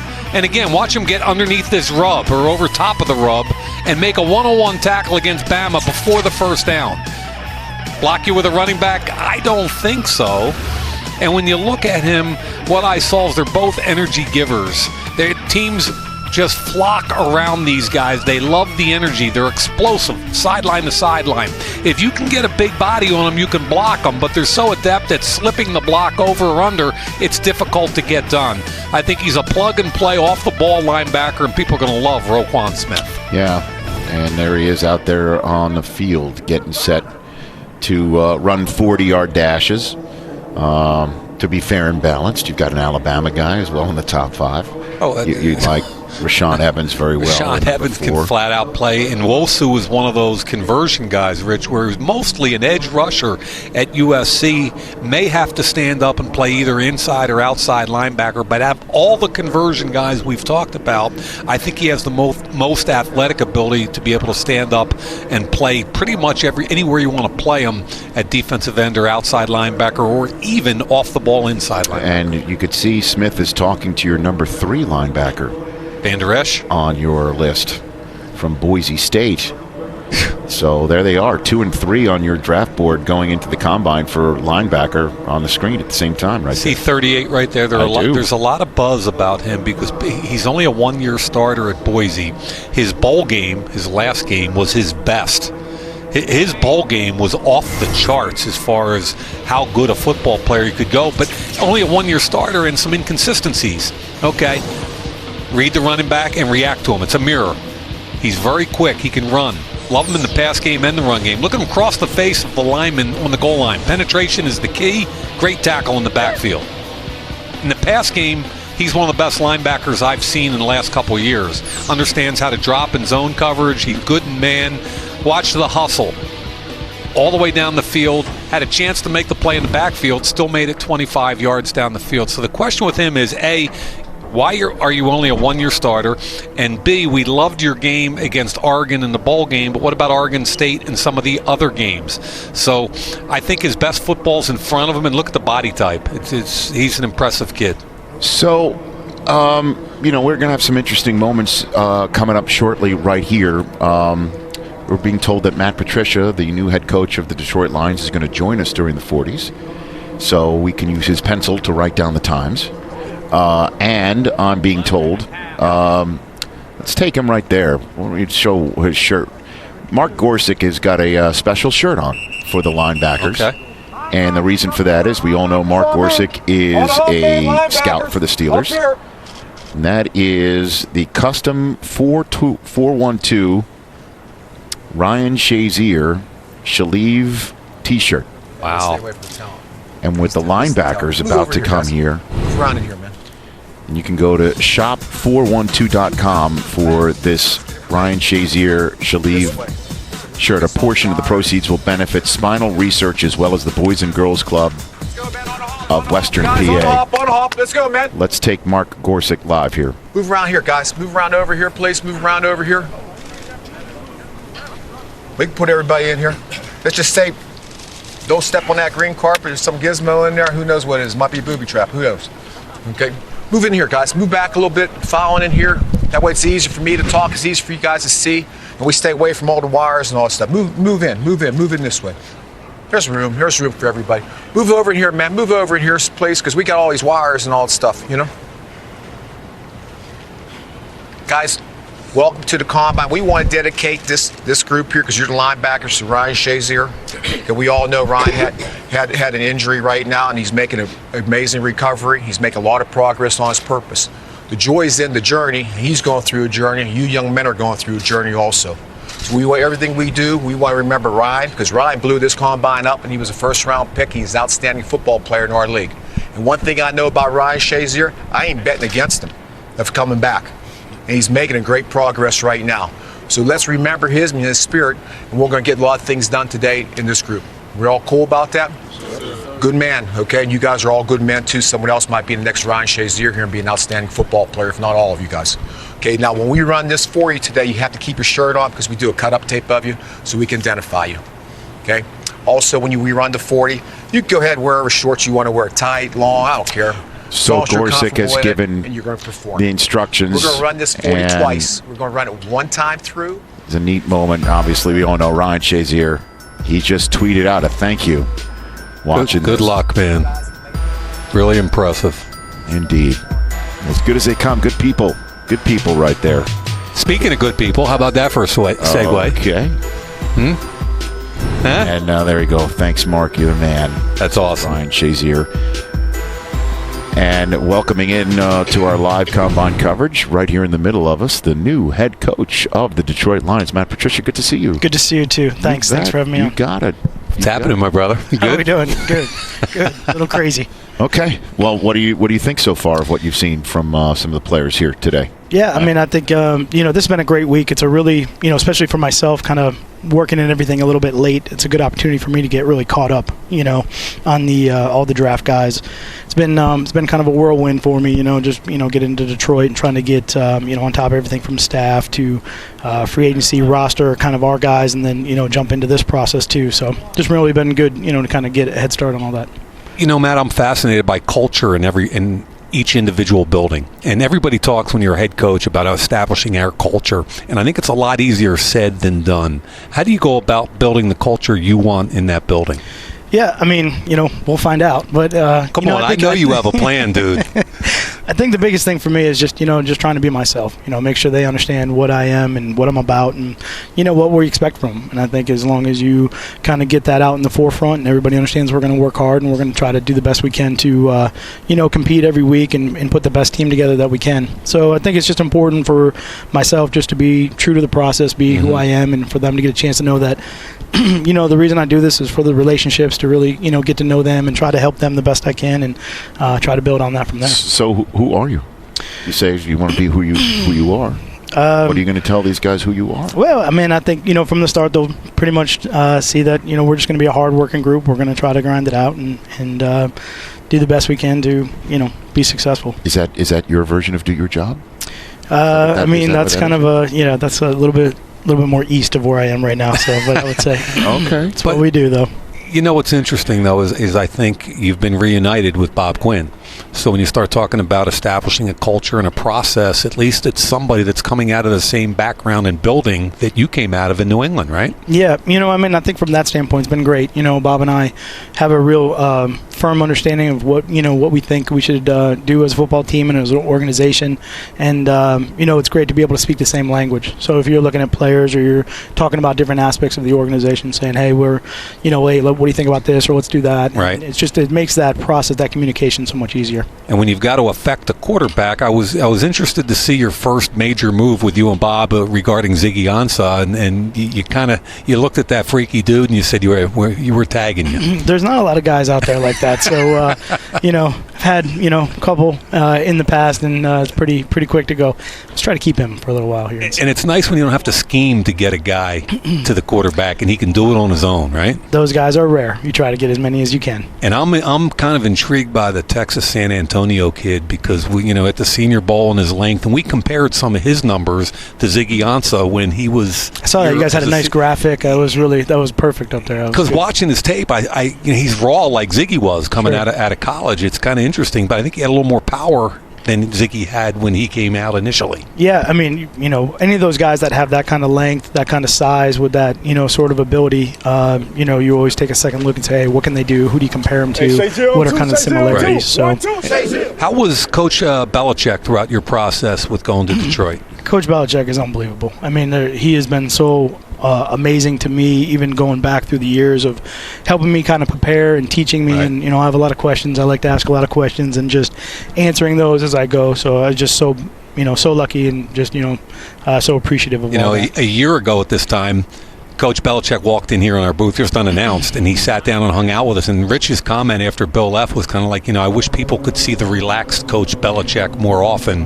And you've seen both sides of him, right? Tell people what he is, man. I mean, I'm going to leave it at this. That's Fight Club He's a great, he's a great friend and a great mentor, Club. and I appreciate it. Yeah, as we both do. You don't talk about Fight Club. Yeah, Come I was on. actually more interested in Willie. I think we need to get him.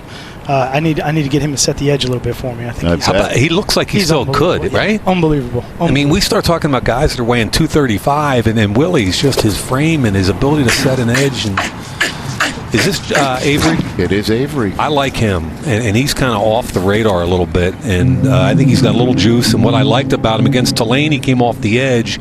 I think it was UCF. He actually played hang defender, so you could see him on the ball, off the ball, and he plays hard every snap.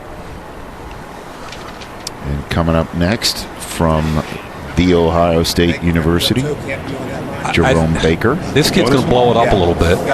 He can run. You got to be right behind that black line. Can't be on. You don't want to watch him against Iowa. I mean, that was the worst tape for the entire Ohio State defense. And I think there were some mitigating circumstances, perhaps. It looked like some communication breakdowns, but it was not a good game for Baker. But I love the way that kid's probably going to run 4.5 something at 229 pounds. You notice Matt's not saying anything about the kids, Rich. Have you noticed that? Of course. I mean, I'm just trying to look at your notes right now. I bet you are. See if I can get a copy of that book over there as I get caught up. Yeah, you're a liar. 4.53 is a good number, though. Like that number. And Matt, feel free to take off whenever you got to get back to your guy. Okay? I do. I want to get back and get some notes going, but I definitely want to get over here and get a chance to say please get going then, okay? I will. And we thank you so much Appreciate for coming over. Good to Wish see you the you. best. Thank you. One of my favorite dinners the last few years was Notre Dame the night before the pro day. Just having a chance to talk football with you. Thanks so much, man. Yeah, I appreciate it. Thanks. Thank you. Thanks so Great much. seeing Good to see you. And you'll be out in our neighborhood, I'm assuming? I will be in that in A squared, as they like to say, any chance I can get. I appreciate it. How about you in that neighborhood? You're gonna? Yeah, well, let me know. We'll figure it out. Okay, good to see you. Thanks so much, man. Appreciate it, guys. Appreciate Thanks. it, man. Matt Patricia. Detroit Lions stopping by here. That's Keyshawn Bieria of Washington running a 4.8 flat. As Oren Burks of Vanderbilt is going to make his way.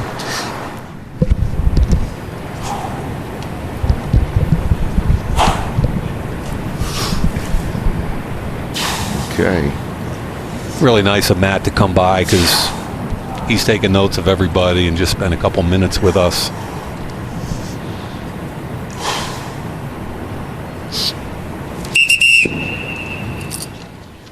Lauren, offhand goes up, you took off. So offhand goes up, hold it for 3 counts, relax, explode out. You got it, baby.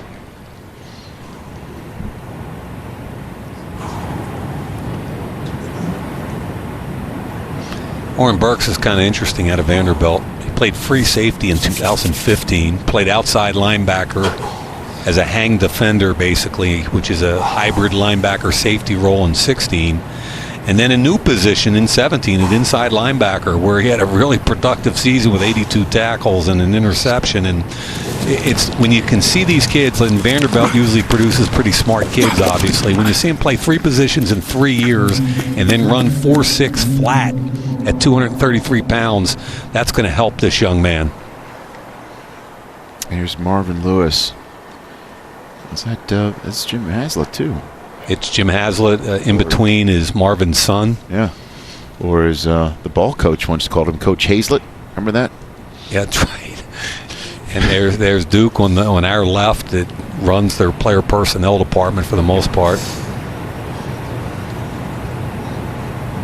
Lorenzo Carter now of Georgia.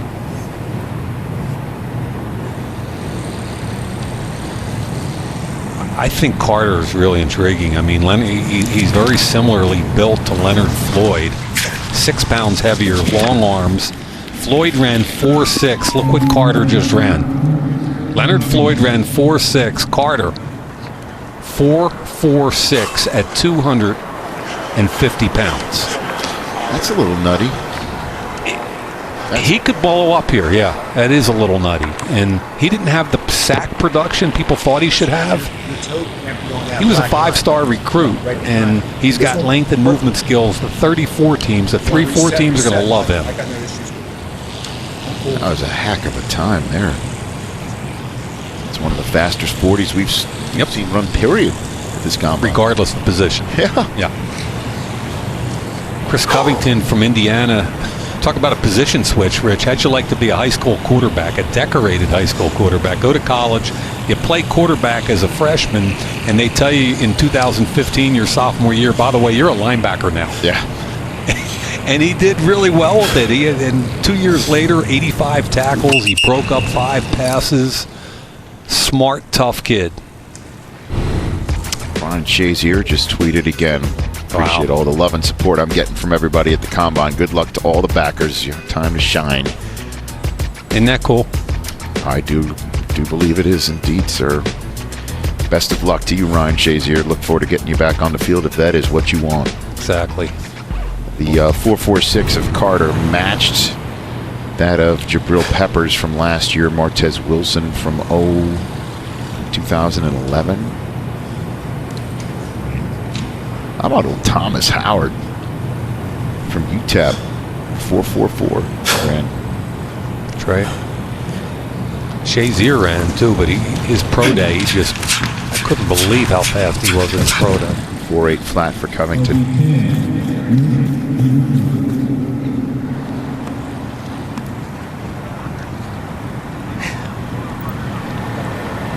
Nick DeLuca's up there now. Is Sean Payton. Along with Jeff Ireland. Nick DeLuca, North Dakota State. When you play for the Bison, you come out ready to go. They typically play 13 to 16 games a year because they're in the playoffs every year, the 1AA playoffs. And this kid's production, he had 333 career tackles. Highly efficient. I think he's one of the smarter players in pass coverage, understands coverage. 7 interceptions and 11 passes broken up. So, Rich, he had 18 plays on the ball, which is more than most defensive backs. 7 interceptions especially. Obviously wants to run better than 4.85, though.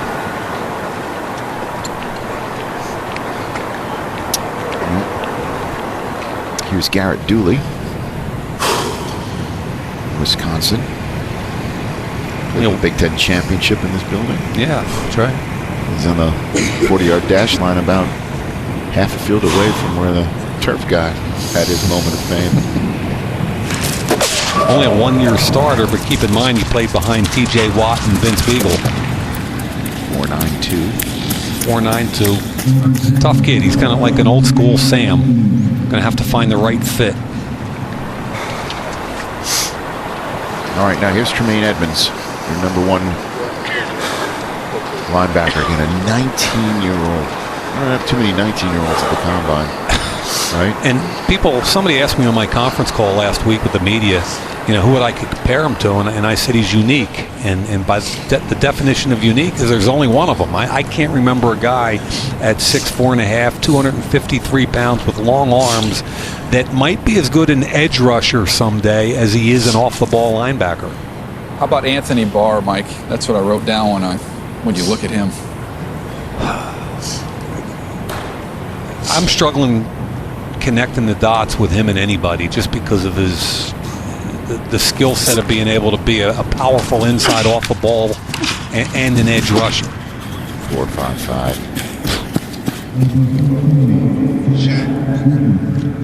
4.55. DJ, that's connecting the dots. That's checking boxes. Well, you talked about also a former offensive player converting. But you got to college, Anthony Barr. Right. That's what happened with him, running back to linebacker. Okay, here's Shaquem Griffin now, running the 40-yard dash. UCF in the house. 227 pounds. My comp for him was Quan Alexander, who came out of LSU at almost the exact same height and the exact weight, 227. Quan Alexander ran 4.55. Let's see how Shaquem does.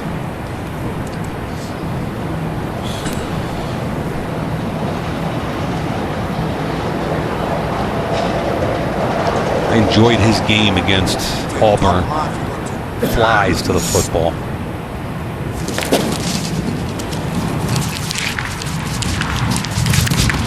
Four, 3-8 for Shaquem Griffin. Hello.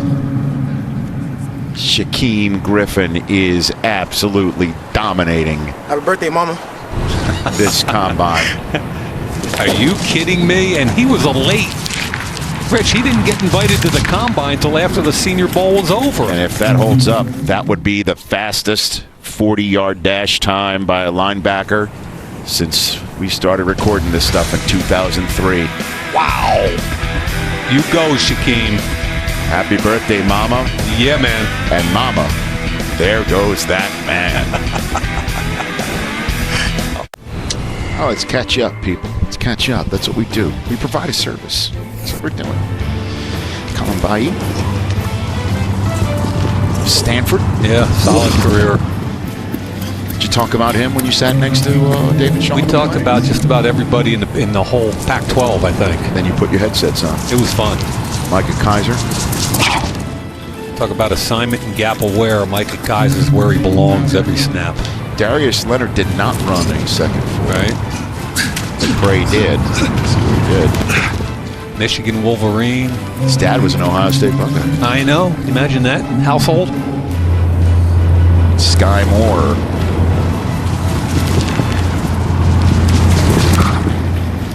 .474.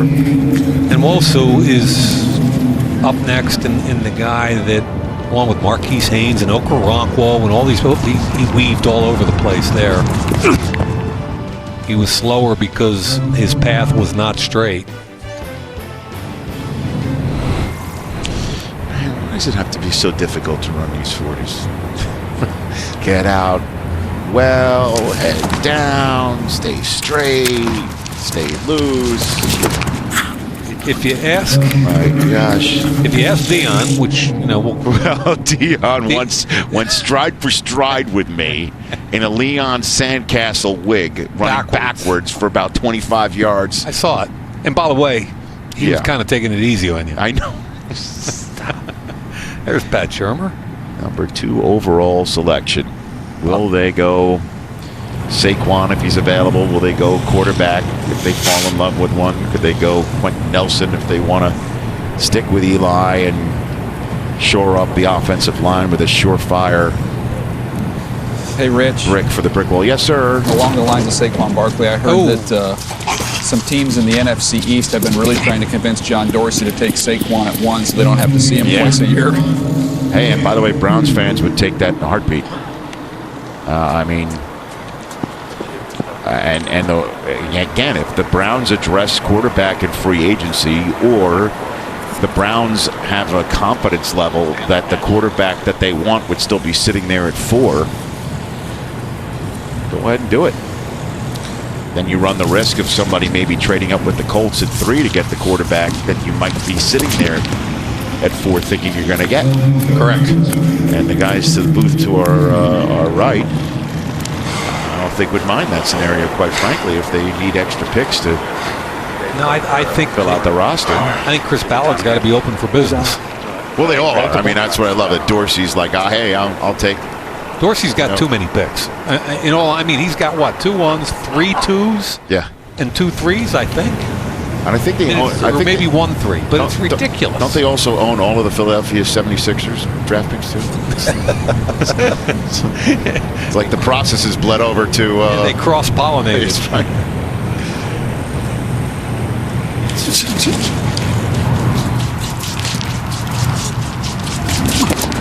479. And so that's why I was thinking too that if I threw this out there a couple of months ago, that with all those excess picks, now obviously that's one way to look at it, it's excess. Why don't you just take something and call up Gettleman and say, we'll give you something to swap spots 2 and 4. Go get your quarterback. Go get Barkley. Rip the knob off. We'll see you smoke him if you got him. We'll see you Friday night. I don't think there's anything wrong with that plan. I don't know if the Giants would do it or not. True. Well, they have to think again. But who they would want it for, running the risk of not getting that person. With all those picks, I don't think that's a bad thought at all, to be honest with you. They've got so much draft capital. They've got ultimate flexibility. And the thing I like is John Dorsey won't be afraid to make picks. Scales. Hang on now. Pulled up. And the red shirts are running over. Second group here with the linebacker group is struggling. And there's Dave Gettleman. Yep. Thought he was a really good choice by the Giants to come in and just stabilize at the GM position. He's been in that building. He's well liked and respected. He did a nice job in Carolina. You know what you're getting with Gettleman, and Gettleman knows what he's getting with the Giants, and I think it was just a good fit for them.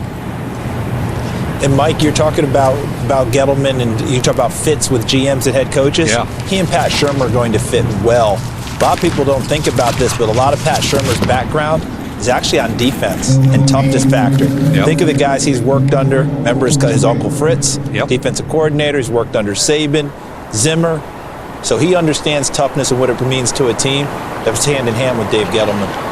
And hey, they've got the Browns have 2 1s, 3 2s, Correct. and 1 3 in this draft alone. Like six of the first 60 or 70 picks? What would it take to go from 4 to 2? I mean, it takes some. Think last year, Chicago went 3 to 2. Right. I don't know what they got, but it's not insignificant. I'm turning to Bill Smith. I'm asking, what did Chicago get?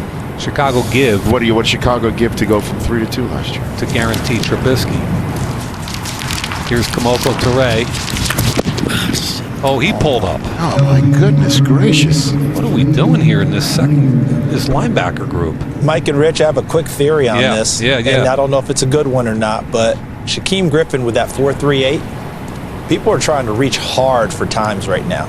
And sometimes when those types of things happen, people try a little bit extra, and sometimes you end up like this, maybe reach a little bit outside of your comfort zone. I hope I'm way wrong on that, but I've seen it too many times. When someone does something great in groups like this, everybody's trying to match. The price of going from 3 to 2 last year were 2 3s and 1 4. So you got to go twice as far. I'm just teasing. God, I know what you're saying. Van Der Esch right there with a 4.67. That's a nice time, and thankfully it appears he emerges unblemished. Okay, what do we come out of the Samo cam? What do we cooked up here?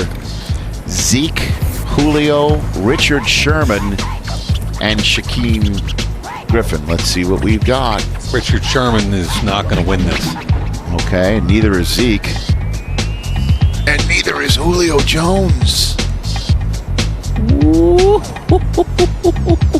That 4.38 looks legit, man. You're going to get official 40 times soon. I'm intrigued by this kid, I'm telling you. Oh, we're going to see him work out soon. 256 pounds. He ran 4.66. Got to figure him out.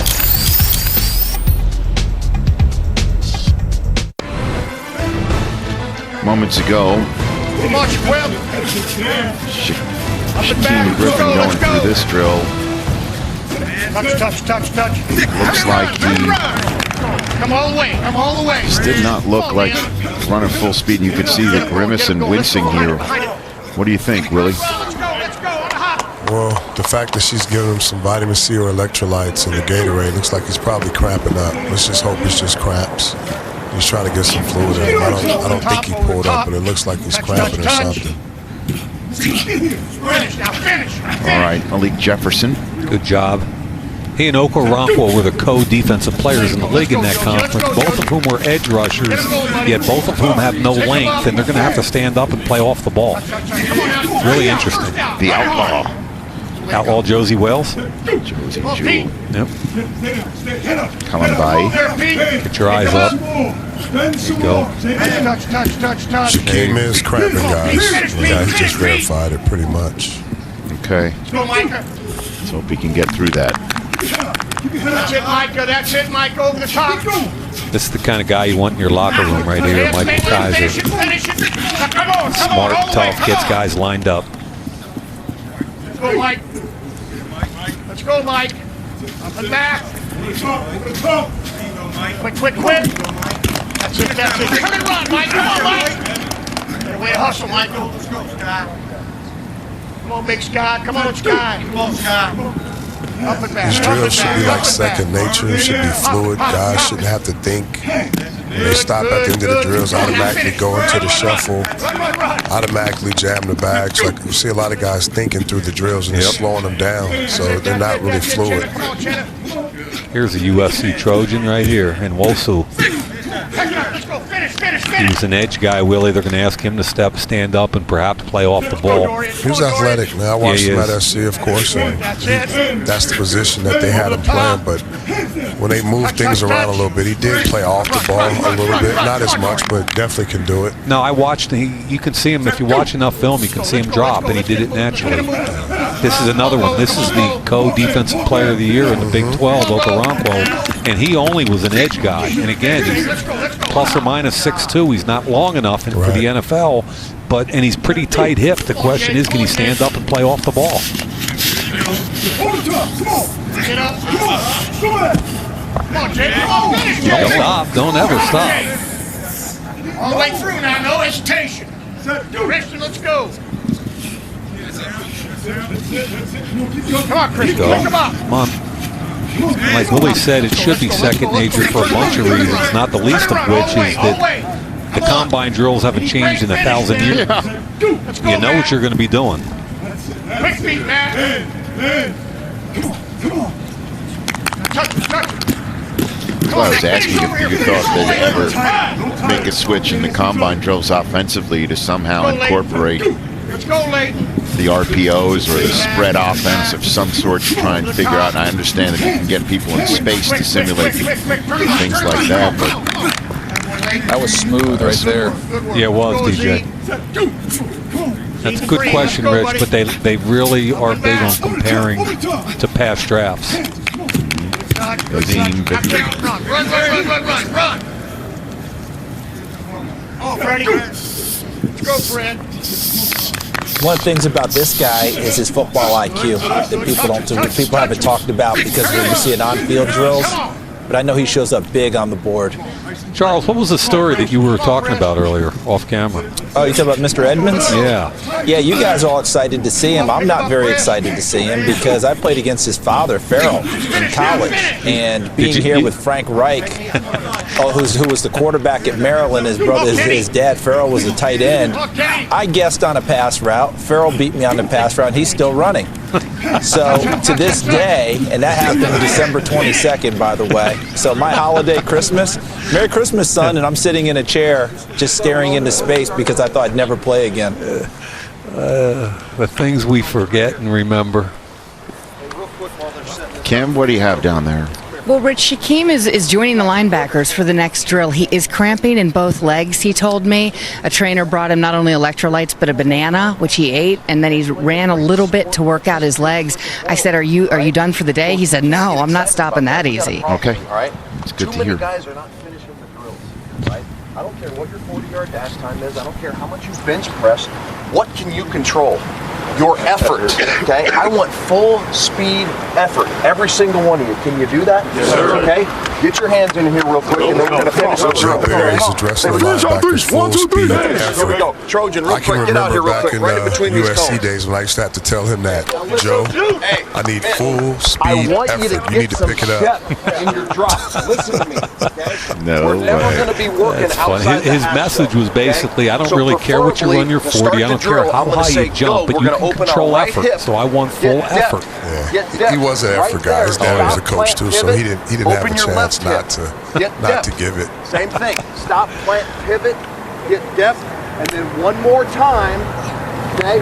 And then when we hit the hash, plant and drive You and come down Trojans the stick hash. together, Willie. So you got to Quarterback will get Chenna throw you a Nwosu ball, out there to demonstrate. okay? Do we understand that? Well, this is important for him because this is one of those drills where he's going to have to flip his hips and continue to keep his eyes forward and not turn around and try to find his spot. And it's all about footwork, being comfortable, not being on your heels, being able to flip, turn, run. You know, on the coaches, when he gives you the signal, that's when you have to do it. So it's a reaction drill too. And it's really a zone drill also because you're not flipping and turning your back to the quarterback. You're opening your hips about 4 different times like you would on dropping on a 45-degree angle in a zone and mirroring the quarterback like we've shown some other drills today.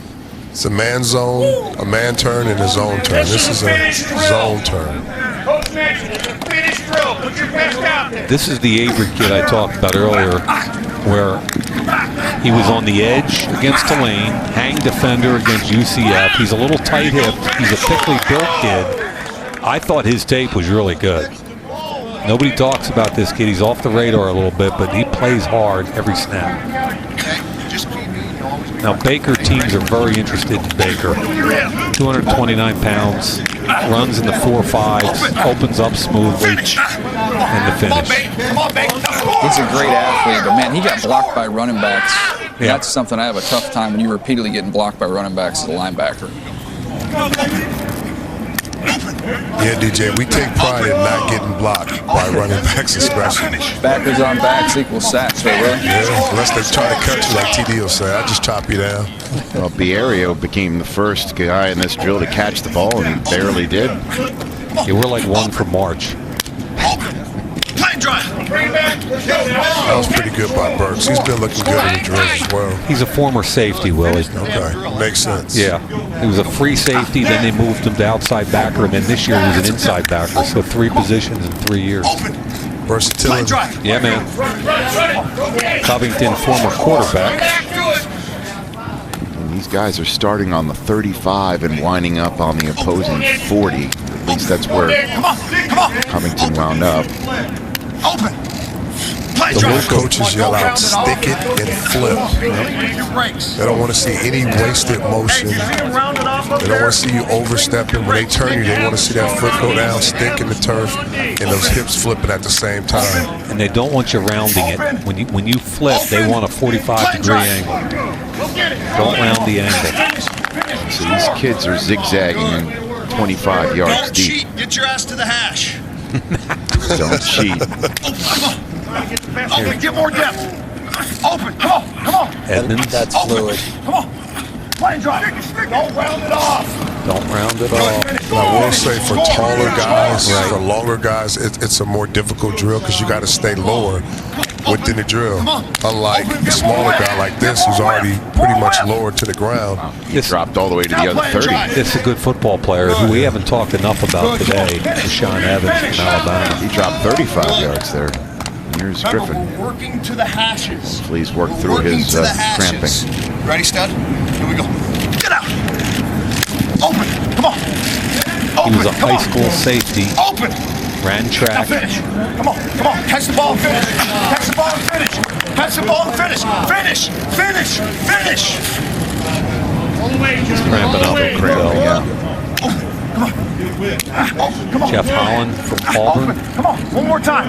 Another edge rusher in college. He didn't make it to the hashes. Come on. Good. Cleaner brakes on the finish. Here we go. Come on, get out. Oh, there you go. Good, there you go. Kentucky. Come on. Now stick it.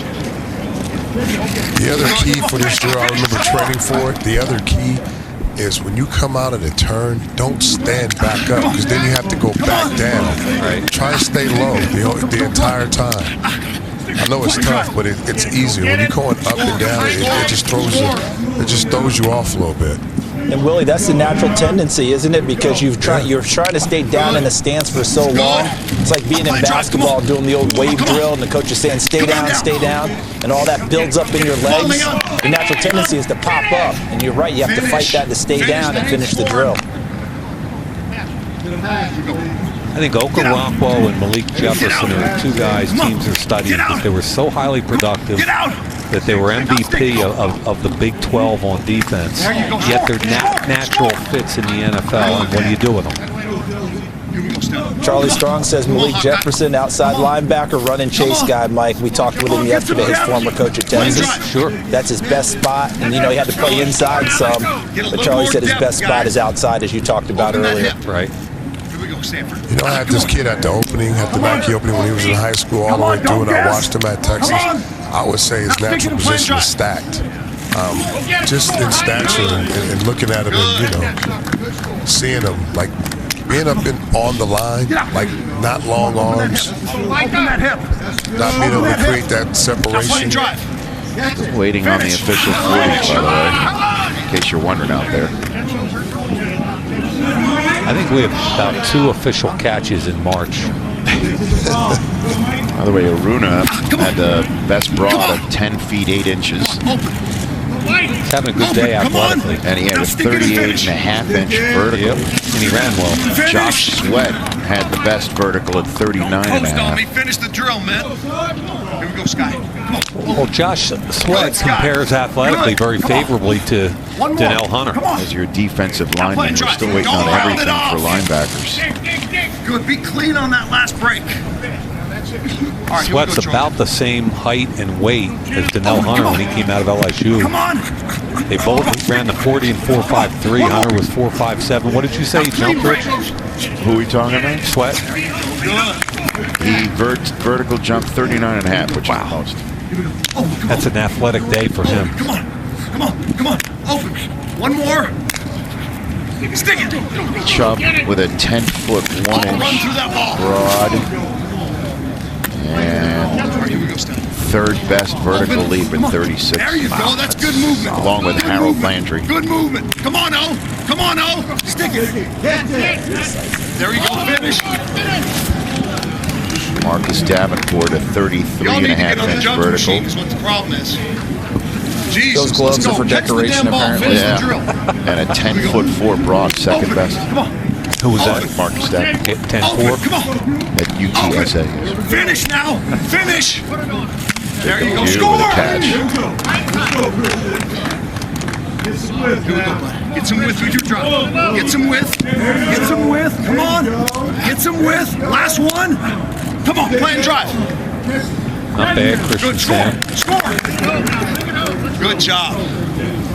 There we go. Hey, remember, get some width, right? All right, here we go, Steph. Come on, open. There you go. Good. Come on. Come on. He's an easy Don't hold mover. back. Come on. Thomas? Yep. He's having no trouble getting to the hash marks. Some of these guys have not been. Come on. Finish.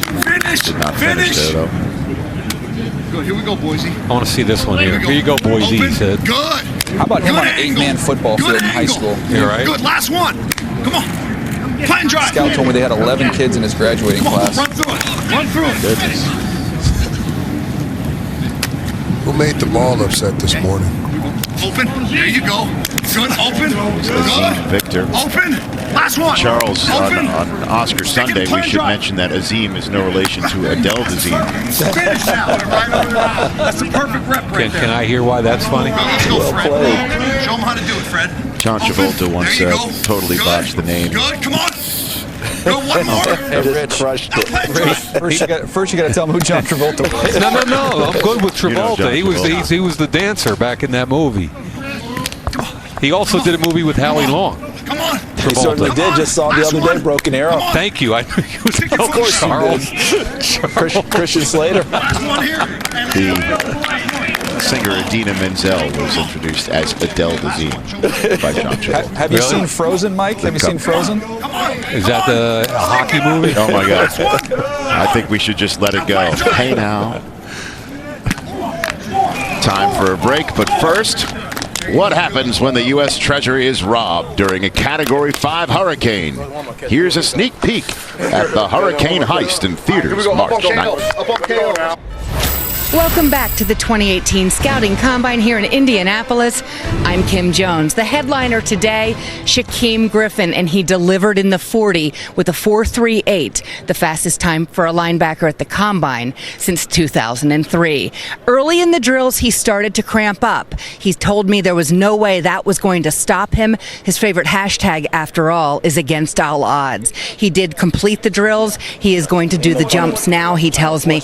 And I did check in with a couple couple of scouts. One said that it definitely looked like he was cramping, but he thought Griffin performed well in drills. Another said this is definitely a guy who can play and play well on special teams. He can play linebacker where he can cover in space, and he moved well changing direction. The consensus from every single person I've talked to is Shaquem Griffin will get drafted. As far as a couple other linebackers go, Tremaine Edmonds, a freak, was the appraisal I got from him. That says it all for a 19-year-old out of Virginia Tech.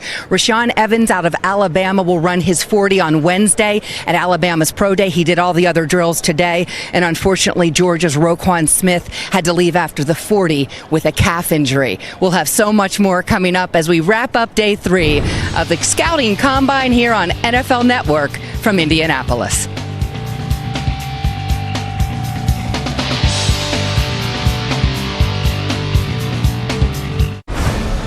And welcome back to Indianapolis to the National Football League Scouting Combine 2018 edition.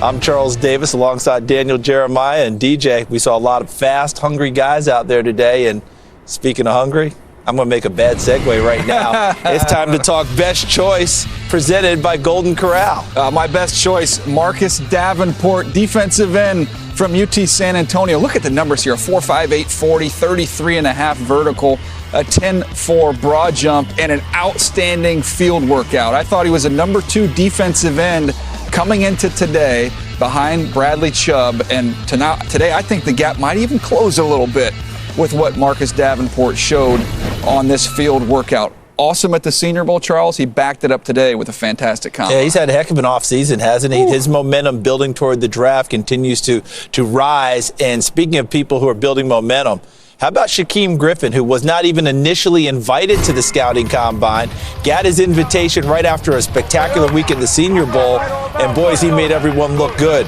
20 on the bench press. Remember, he's missing his left hand due to childhood injury. It was taken off when he was the age of 4.